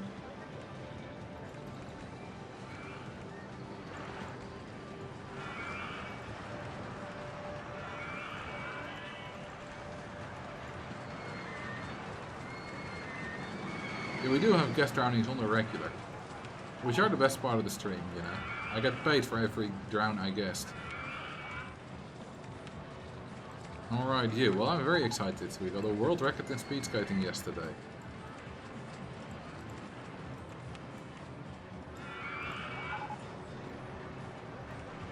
First time under 6 minutes on the 5K.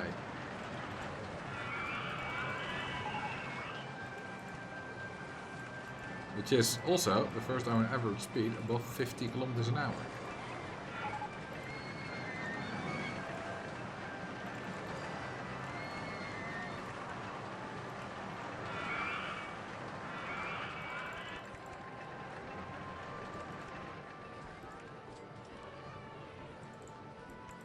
Penetrating everything. I mean, I've penetrated one hole, that's not everything.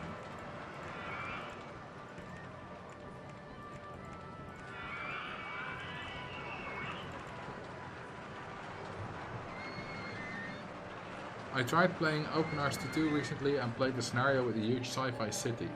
I wanted to make a super tall, fast suspended swinging coaster that flew through the whole city, like you were Superman flying. Needless to say, it didn't work.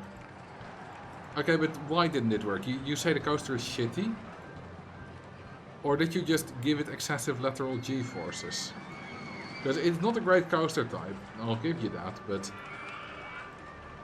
you can still do what you have in mind if you're a little bit careful. Also, I missed my request for a 666 drowning about an hour ago.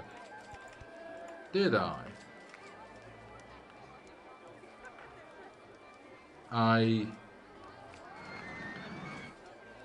Well... Oh yeah, there it is. Oh, that was right as I got raided. Which is, yeah, why I missed it. Hang on. I'm gonna finish this first, and then I'll fix that. That's a lot of boats. I think we can do better. Yeah, 37 boats. All different colors.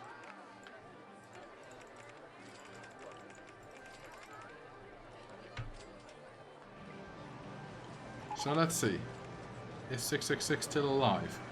Yes, not for much longer though.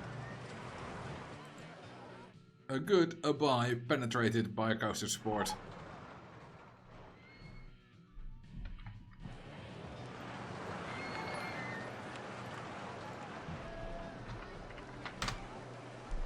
Thank you for the sub, Panda NH4. Ooh,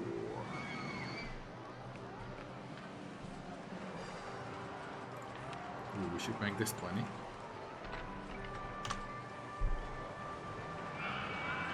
$29K in the bank. We are truly getting rich.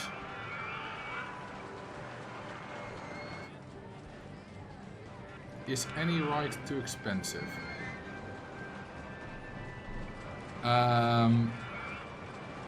Customers an hour. River Rapids is too expensive. Okay, we'll go down to 5.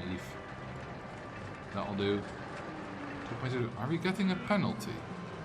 No, it's just... No, we are getting a penalty. We need at least a 4-meter drop. No, that's the log film. Oh, it's not long enough, I think. Hang on, I'm gonna make it longer.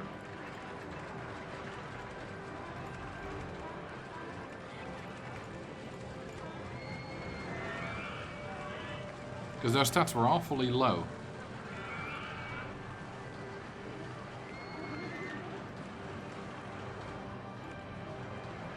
This should be better.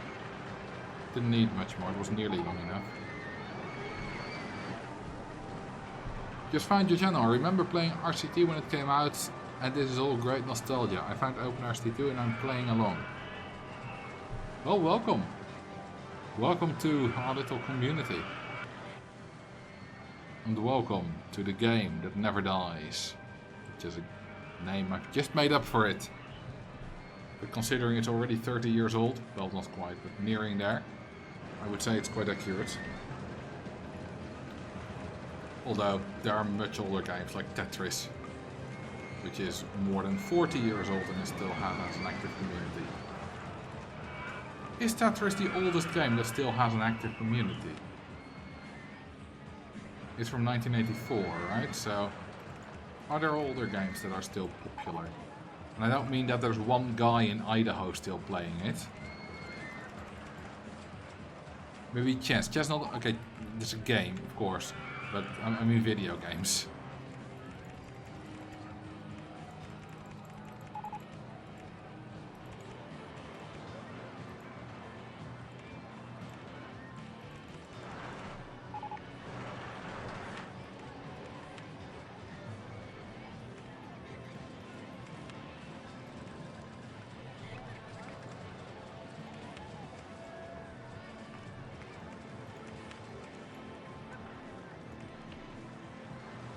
RCT can buy beer in America. Oh, easily. It can buy beer everywhere. Well, it can't buy beer where no one is allowed to buy beer. I don't think that path is connected. I think it is, because people are using it.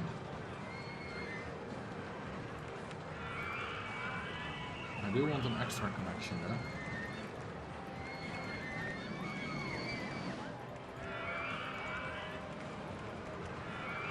Like so.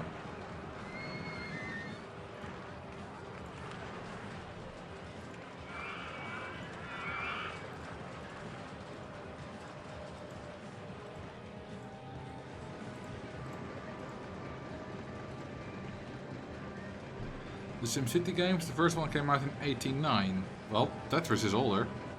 84.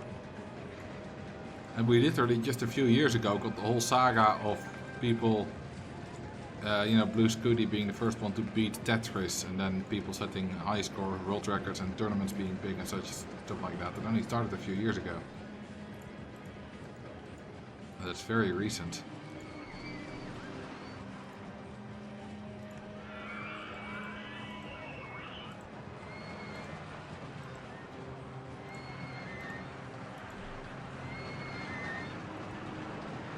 Can you still get Pong? I think Pong is perhaps too simple a game to still foster any kind of community. I mean, surely you can play it if you got the original hardware, and this shouldn't be difficult to emulate on modern hardware, so yeah, I'm guessing people still play Pong, but I don't think... I think that might fall under the category of one guy in Idaho.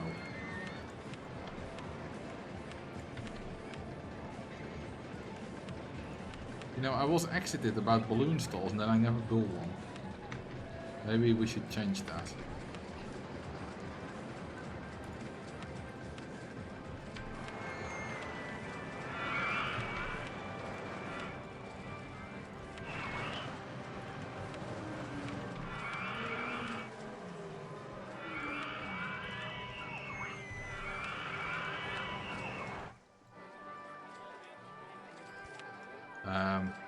Oh, that is connected, never mind.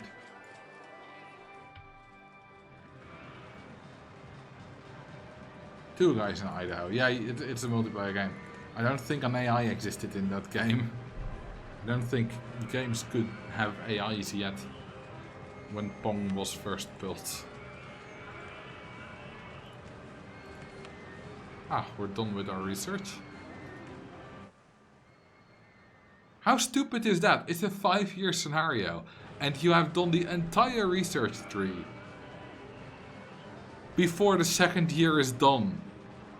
Like, even if you do minimum funding, you'll be done with researching, I think, still before the scenario is done. Like, only just, but still. Actually, we got the last new ride in July. That's just over 1.5 years of research at maximum funding. Yeah, at minimum funding that would take maybe 4 years. You've got 5. Jarvis still hasn't been fixed. Get on that, you bastards. You lazy bastards. The real main challenge of this scenario is hanging out until the completion date. Yeah, pretty much. I mean, I'm not gonna do that. You know, when we, in a little while, we'll just enable early completion and we'll beat it. It's that simple.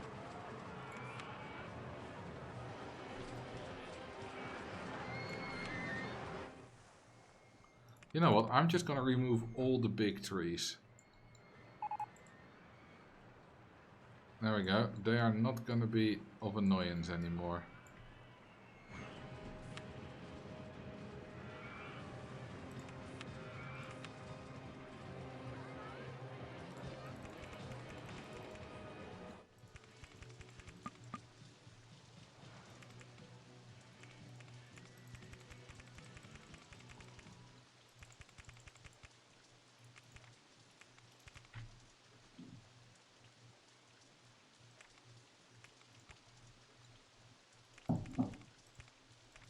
Alright, time for a big stand-up coaster, this one will be.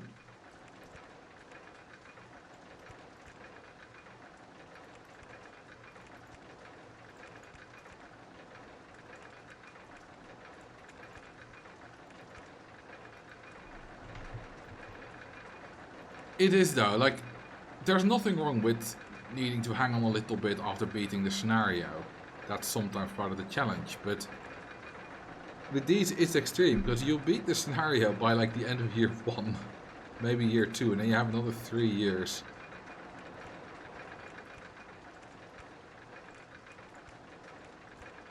Which is ridiculous. Absolutely ridiculous.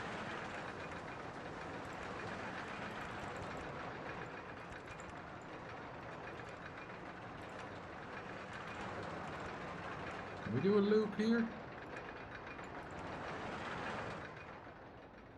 No, we need one more.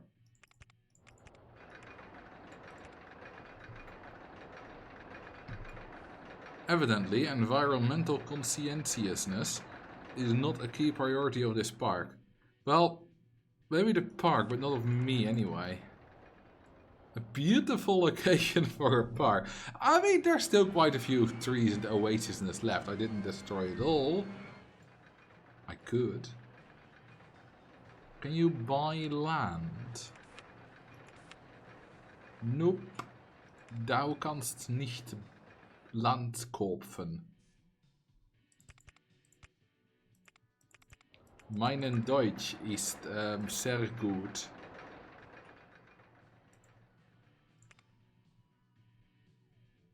Kaufen? I don't know. I don't German. I only Dutch and English.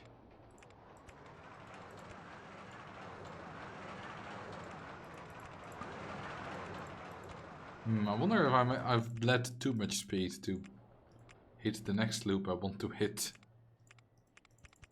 We'll see.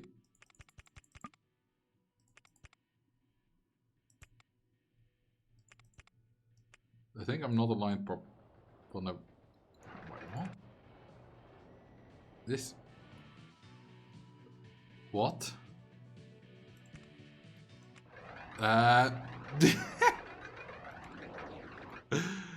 These loops are not in the same position. Do these count as interlocked? Hang on, this is how it used to be. This, because I know this is possible. This way you can interlock 2 loops through 1. But I thought OpenRCT2 fixed this. Because at some point they did at least change loop clearances. They did it so bad, so strict, that you could not build Bumblebee anymore, where, you know, these tracks go through the loop. That wasn't possible anymore. So, yeah, they screwed that up. So they undid that. Whoa! It goes perfectly. It at least when it departs immediately, which it will not be able to do when it's not in testing mode, but...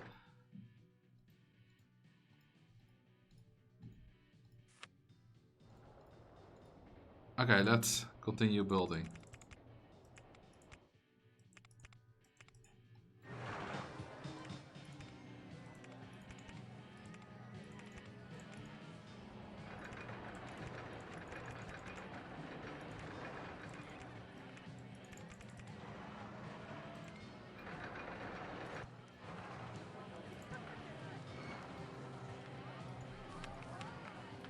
Alright, we got 5 trains. Let's test this thing.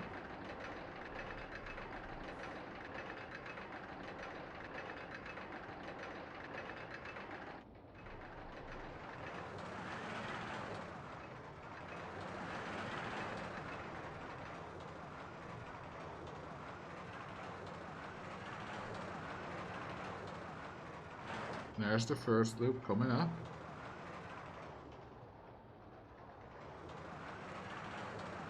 These are ostrich trains, by the way, which are very silly.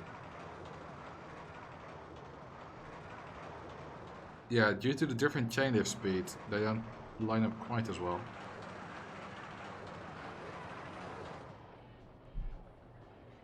Did I think this should be under 10 intensity. It's a stand-up, so it's gonna be intense, but yeah, 9.44 or 9.96 excitement, which is pretty good on a stand-up.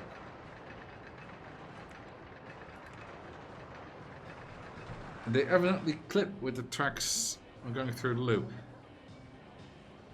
I mean, yeah. This doesn't look like it should work. But I know that it works in vanilla, but I genuinely thought OpenRST2 had patched that out. But and I know at some point they did, but then maybe they reverted it a bit too much, because that doesn't look like it should be possible. Yeah, no path leading from its exit. Don't get your panties in a twist.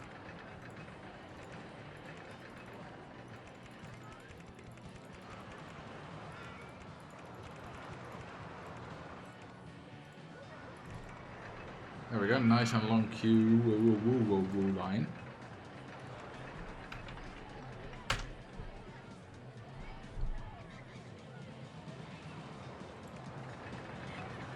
Okay. How many rides are too expensive now? None. Well, no, senior coaster. Allow that to 8 then. Yeah, now people be going on it again.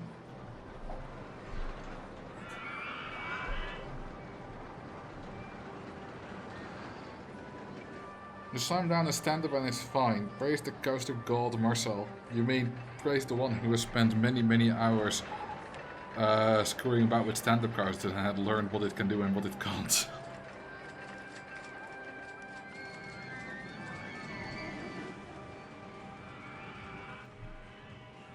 And part of the excitement is, I mean, it's the interlocking loop bonus, which I think this is getting. Are they interlocking?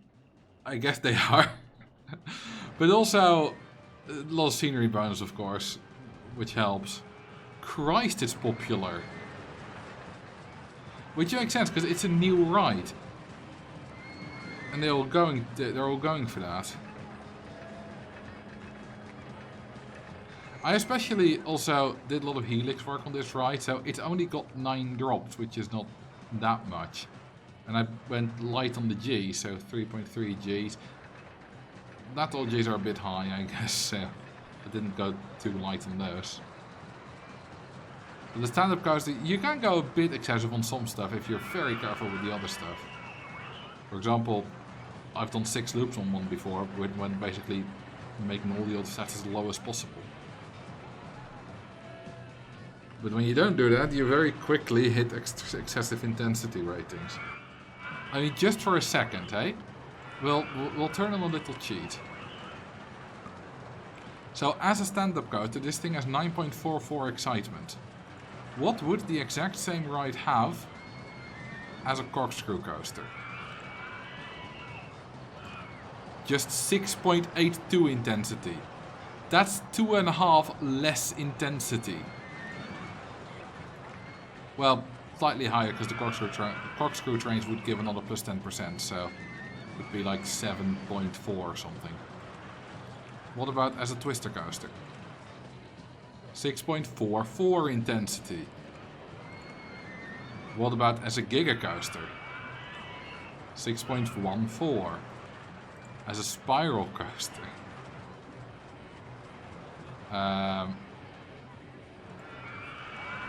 6.04 gets lower and lower. As a hardline coaster.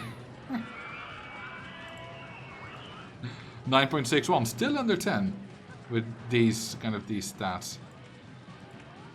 Oh yeah, let's change it back into a stand-up coaster. We're back at 9.44.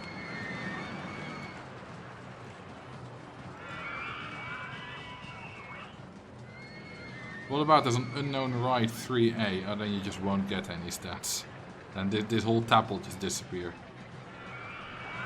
Like when you change it to a stall, then that will also disappear. And other tab can also disappear. If you change it to a ride type, it doesn't have access to it. Change the stand-up coaster to why this works. Well, I will, because I was truly surprised. that worked. Not the stats, that I wasn't too surprised by that, but this looping thing, I mean. Because that looks horrid. Absolutely horrid.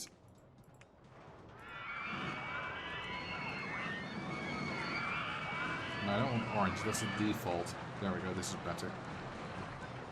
Orange and white is a default color scheme, so orange and grey looks too close to that to me.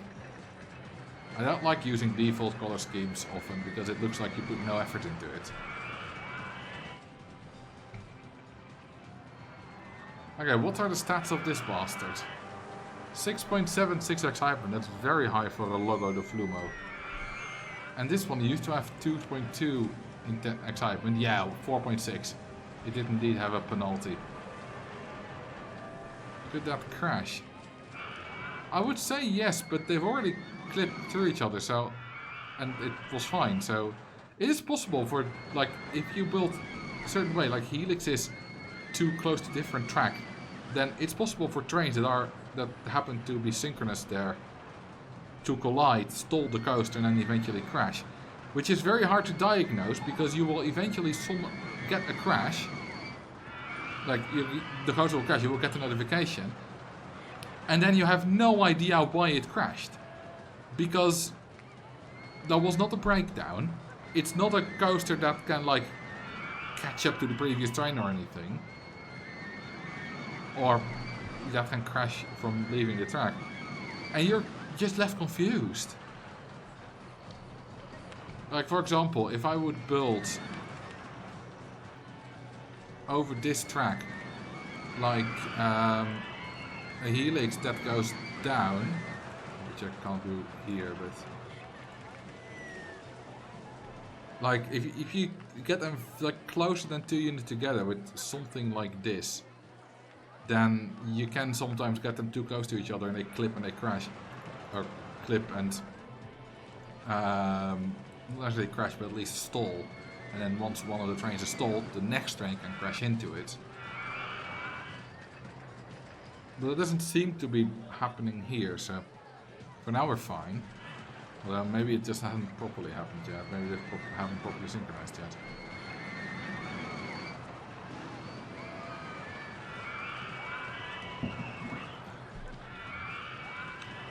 How did this queue get so full? There's 360 people in a queue line casually. One for every day of the year. I did not expect that. But okay. It's gonna have a good throughput as well.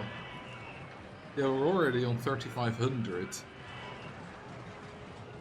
I'm really impressed that you've been playing RST for so long and consistently. You know what the key is to that? It's live streaming. It's... Because I wasn't, at some point, wasn't really playing myself anymore. I kind of got burned out on it from only making videos and only playing it like scientifically instead of just normally. And then I started live streaming the game, and then it suddenly became fun again.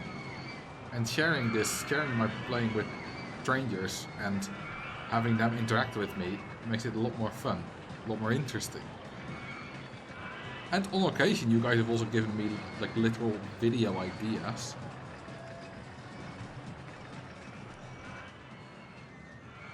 How long is this thing? 1170 meters. Not very long. I would have expected it to be longer. It probably still is the longest coaster in the park there. This one is, yeah, 943, 868, 55. Yeah, Lockland's only 600 meters. And this bastard is like 670 roughly. And where's the other one? There it is. That one's about 790. Sometimes you get far in the weeds of the game and forget it's actually supposed to be fun. Yeah, well, it was not just researching. It was also the fact that I was spending a lot of time, like, not just researching it for myself, but also for videos. Which also meant a lot of time, because the researching for videos is often fun. What's less fun, well, I mean, it can still be fun, but in a different way, is setting up scenes. Like, if I need, for example, for the, for my breakdowns video, there we go.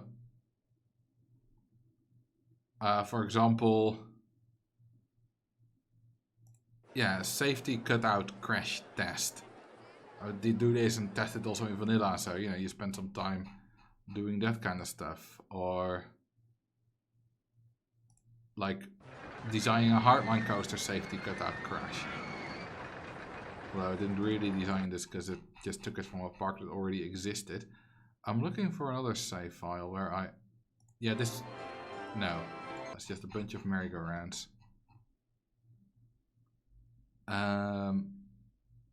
There was one save file where I just built a roller coaster that would crash for a safety cutout.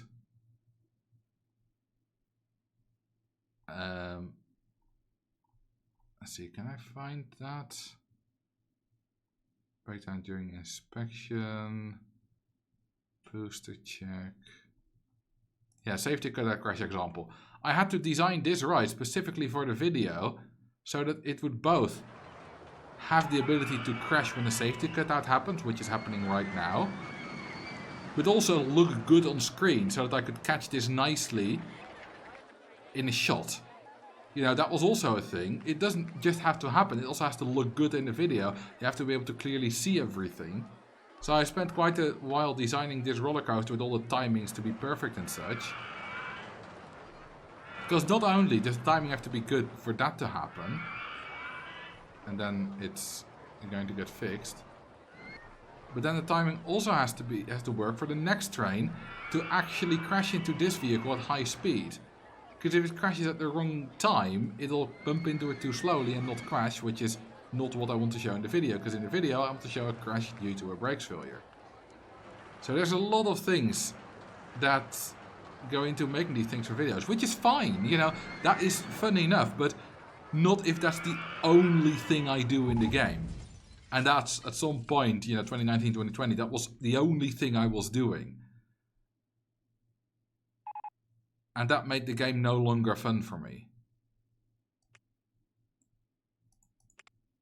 And then I started streaming in late 2020 and that brought the fun back. And then things like that can also stay fun.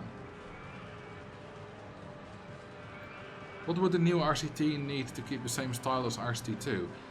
So it would basically need the Age of Empires Definitive Edition comparison.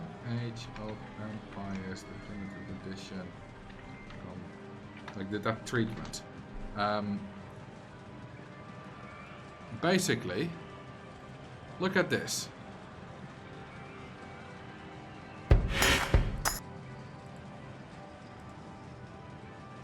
You got a good side by side. Yeah. On the left is the original Age of Empires from 1995 or something.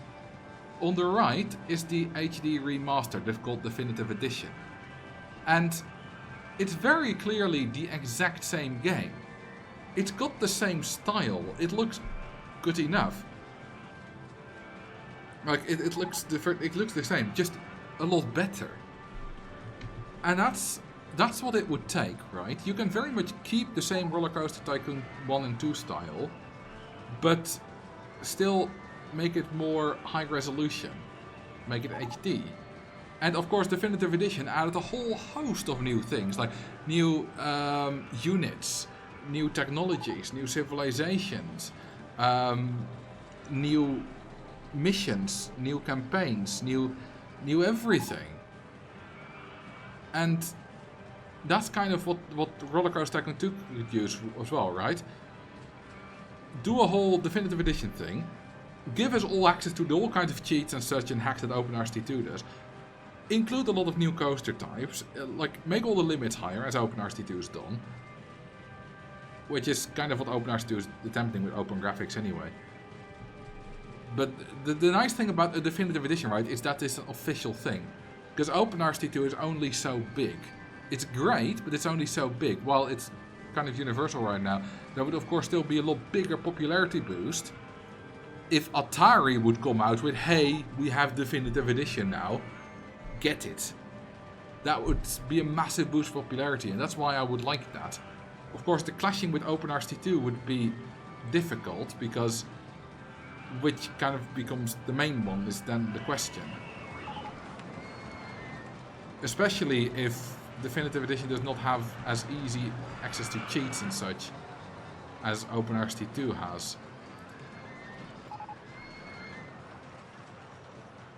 Also, you need to buy 2 games to get full access to content in OpenRCT2 and it lives outside of Steam. Yeah, buying 2 games. I mean, it's more that the handling, you know, the actions that take that's the problem, because it's not the money that's the problem. You can get a bundle for RCT Deluxe and RCT2 Triple Thrill Pack for like $3 right now. And even if it's not on sale, it's like maybe $15 max if it's not on sale for both of them. So it's not expensive, it's just the fact that you need to buy 2 of them that's a bit more of a hurdle.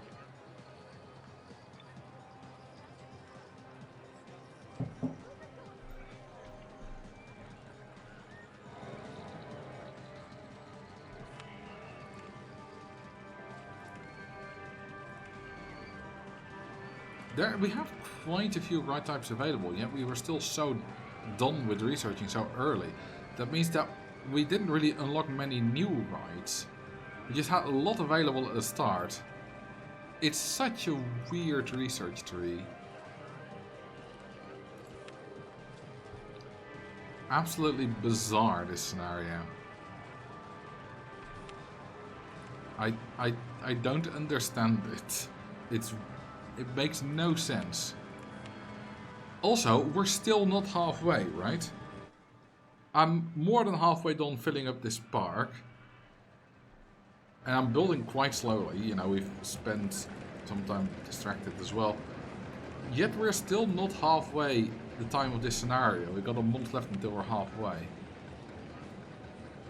If I remember correctly, there's like one 6-year scenario.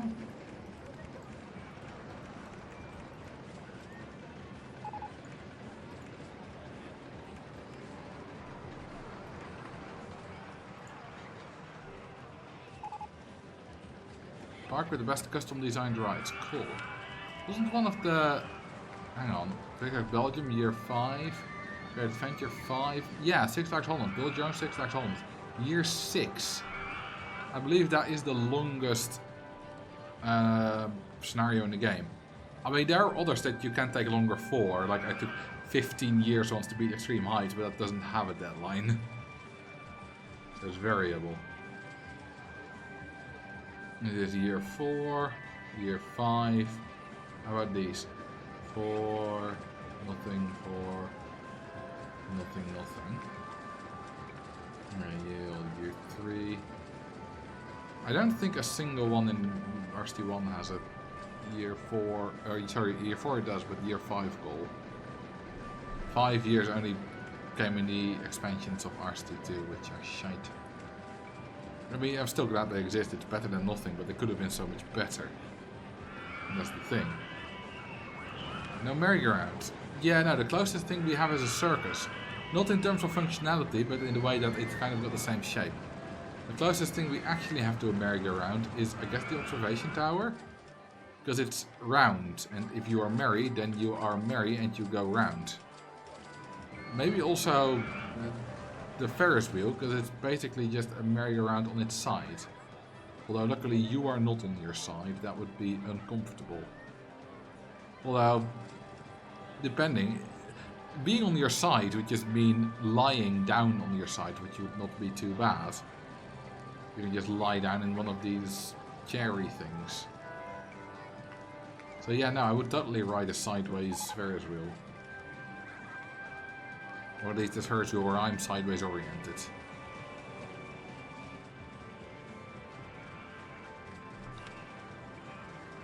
How about we do a little maze? No prospects for a hilarious control failure. Yeah, that's true. It's a shame that control failure merry-go-rounds can't explode, because yeah, it's not true, and a lot of people think that it can, but it can't. Where's my square? I don't want to build my...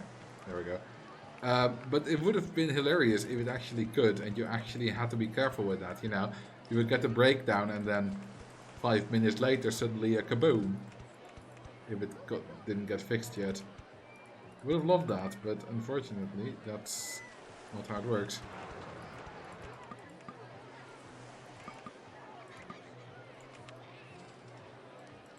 Yeah, the one weird thing about the maze, which I've just experienced again, is that it is, I think, the only ride that when you build it, like here again, does not automatically remove trees. There's no big scenery item in there, it's just the normal tree.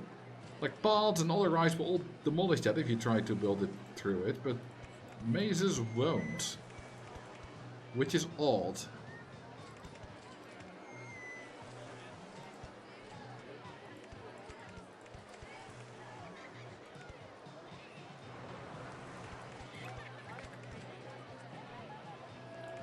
OpenRCT2 should add that.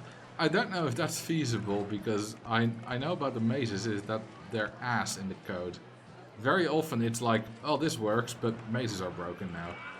I mean, very often is probably an exaggeration, but like if anything gets broken, it's probably the maze.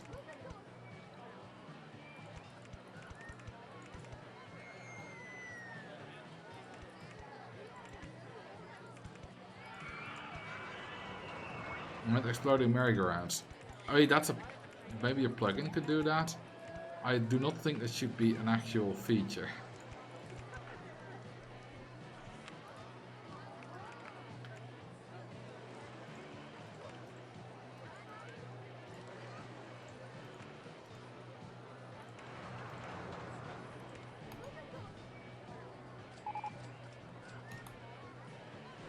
A joke feature or an Easter egg.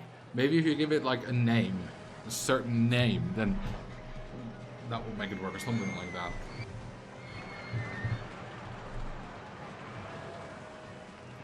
Is there any ride too expensive? The Vomit Comets. Down to 9 you go. It's the most profitable ride. The Vomit Comet. Followed by the Senior Coaster and then a long way down to the Uggo. Oh, Log Flume 1. Switched right as I clicked on it. To be fair, these two are also by far the oldest and very high throughput rides. Because if we're looking at total customers, then... Oh, Monorail 1 wins by far. And Chariot 1 and 2 do well, but do well too, but they're free, so they don't make any money. But damn, Monorail 1 is popular with 3,800 guests an hour. It does got 2 stations and 5 trains, which helps. This one's also still 3,600 an hour. It was obviously built very late, but it's doing well. In fact, we go to customers an hour, it's not at the top. Monorail 1 has jumped to 4,000. Senior Coaster is doing well, Log Flume is doing well. Maze 1 240, but it's only just started up. Go-Karts 1, yeah. And that's why the go-kart sucks ass. It just got such a low throughput. Because I didn't build that long a track. It's only 257 meters. I did not change the number of laps, that's just 3 by default. It's just absolute ass. And people think it's a great ride because the queue line is always full. Yeah, you know why the queue line is full? Because it's got no throughput. You would much rather have the queue line be empty because the throughput is high. Oh, this thing has just become too expensive.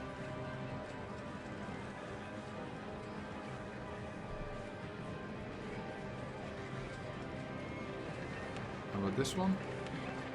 The ugly was great. Lol. Okay, do we have an example? Well, most of these queue lines are relatively full.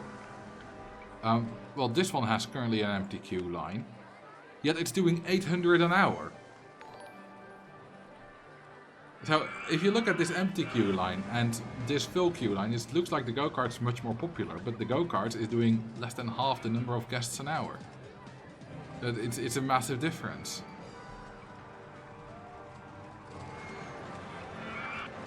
Oh, look at the river rapids. Nearly an empty queue line. That's doing 1900 guests an hour, which is even more than double that of the tower again.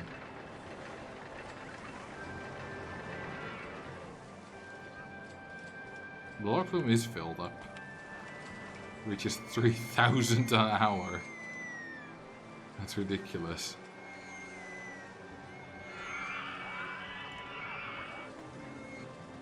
Absolutely ridiculous.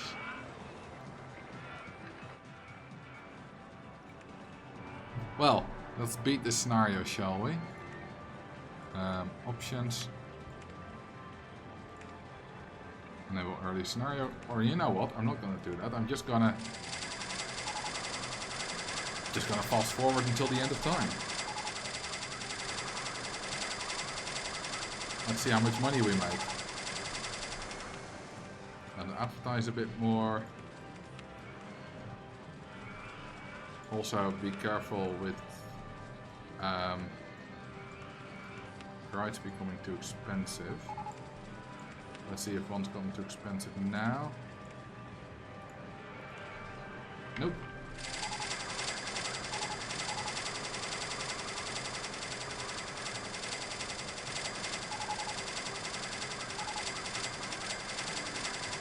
Okay, Circus 1 looks to be too expensive. I didn't even increase the price. There we go, it's back up.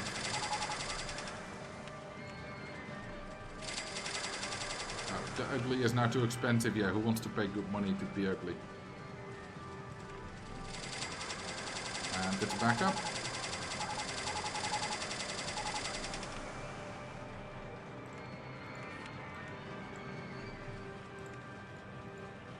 Did I increase the price of the dinghy slide?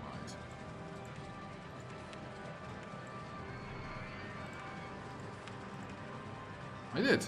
That's probably going to be too expensive soon, so let's lower it a little bit.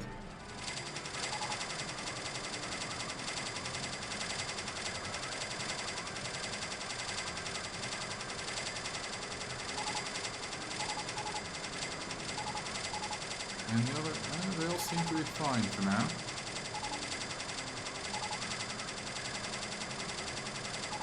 Yeah, it seems to be good. And gotta renew the ad. So we have 278,000 euros in the bank right now.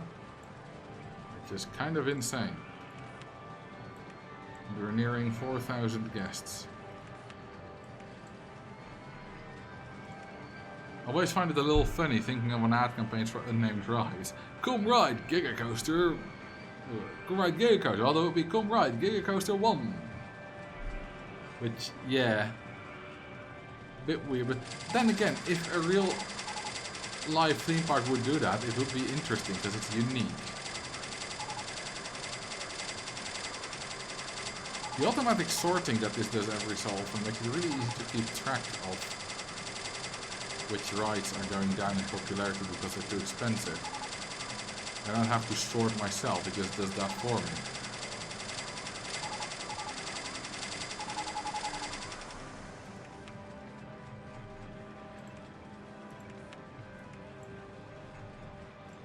We now have 348,000 euros and we still have a year to go.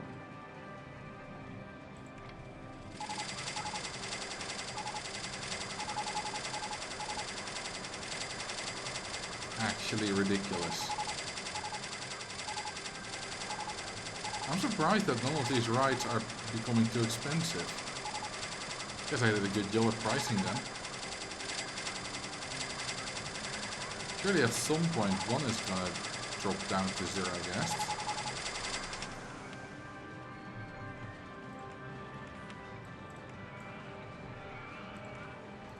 Are we gonna reach 500,000 in the bank? We're losing a few hundred guests. We were at 3,700 at some point, we're now at 3,500. Oh, we just got a crash. Well, that's fine. And we're getting more guests. We got a crash and suddenly we got the green guest arrow again. Yeah, this thing is not so popular anymore. It'll be fine at some point.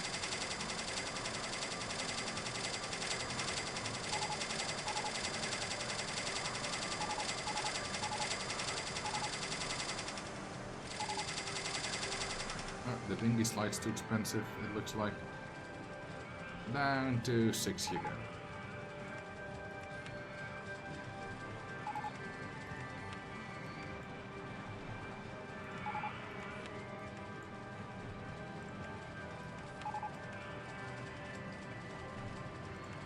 And where we go again?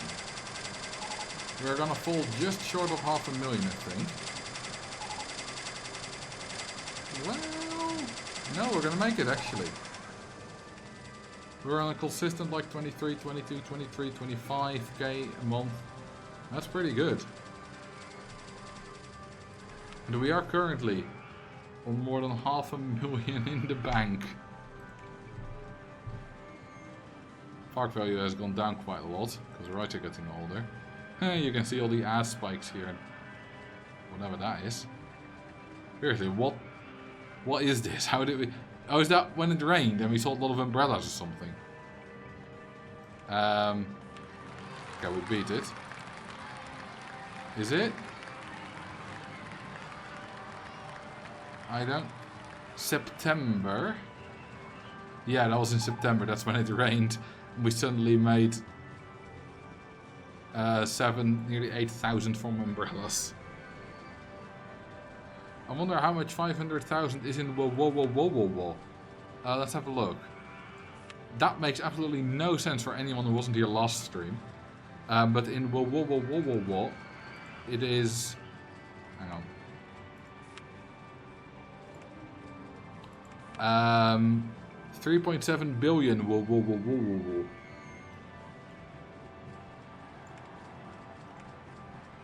Let's go back to euros though. How many guests are we on? Guest 604 still in the park. Lowest I've seen was 600, so that's very low.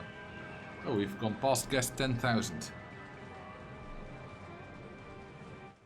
So, we actually beat it, but with a lot of speeding up. So yeah, we speed up about half the scenario duration. But thank you very much for watching. It is now time to end the stream and to see if there's someone we can raid. How about Blossom Gaia, who is playing OpenRST2.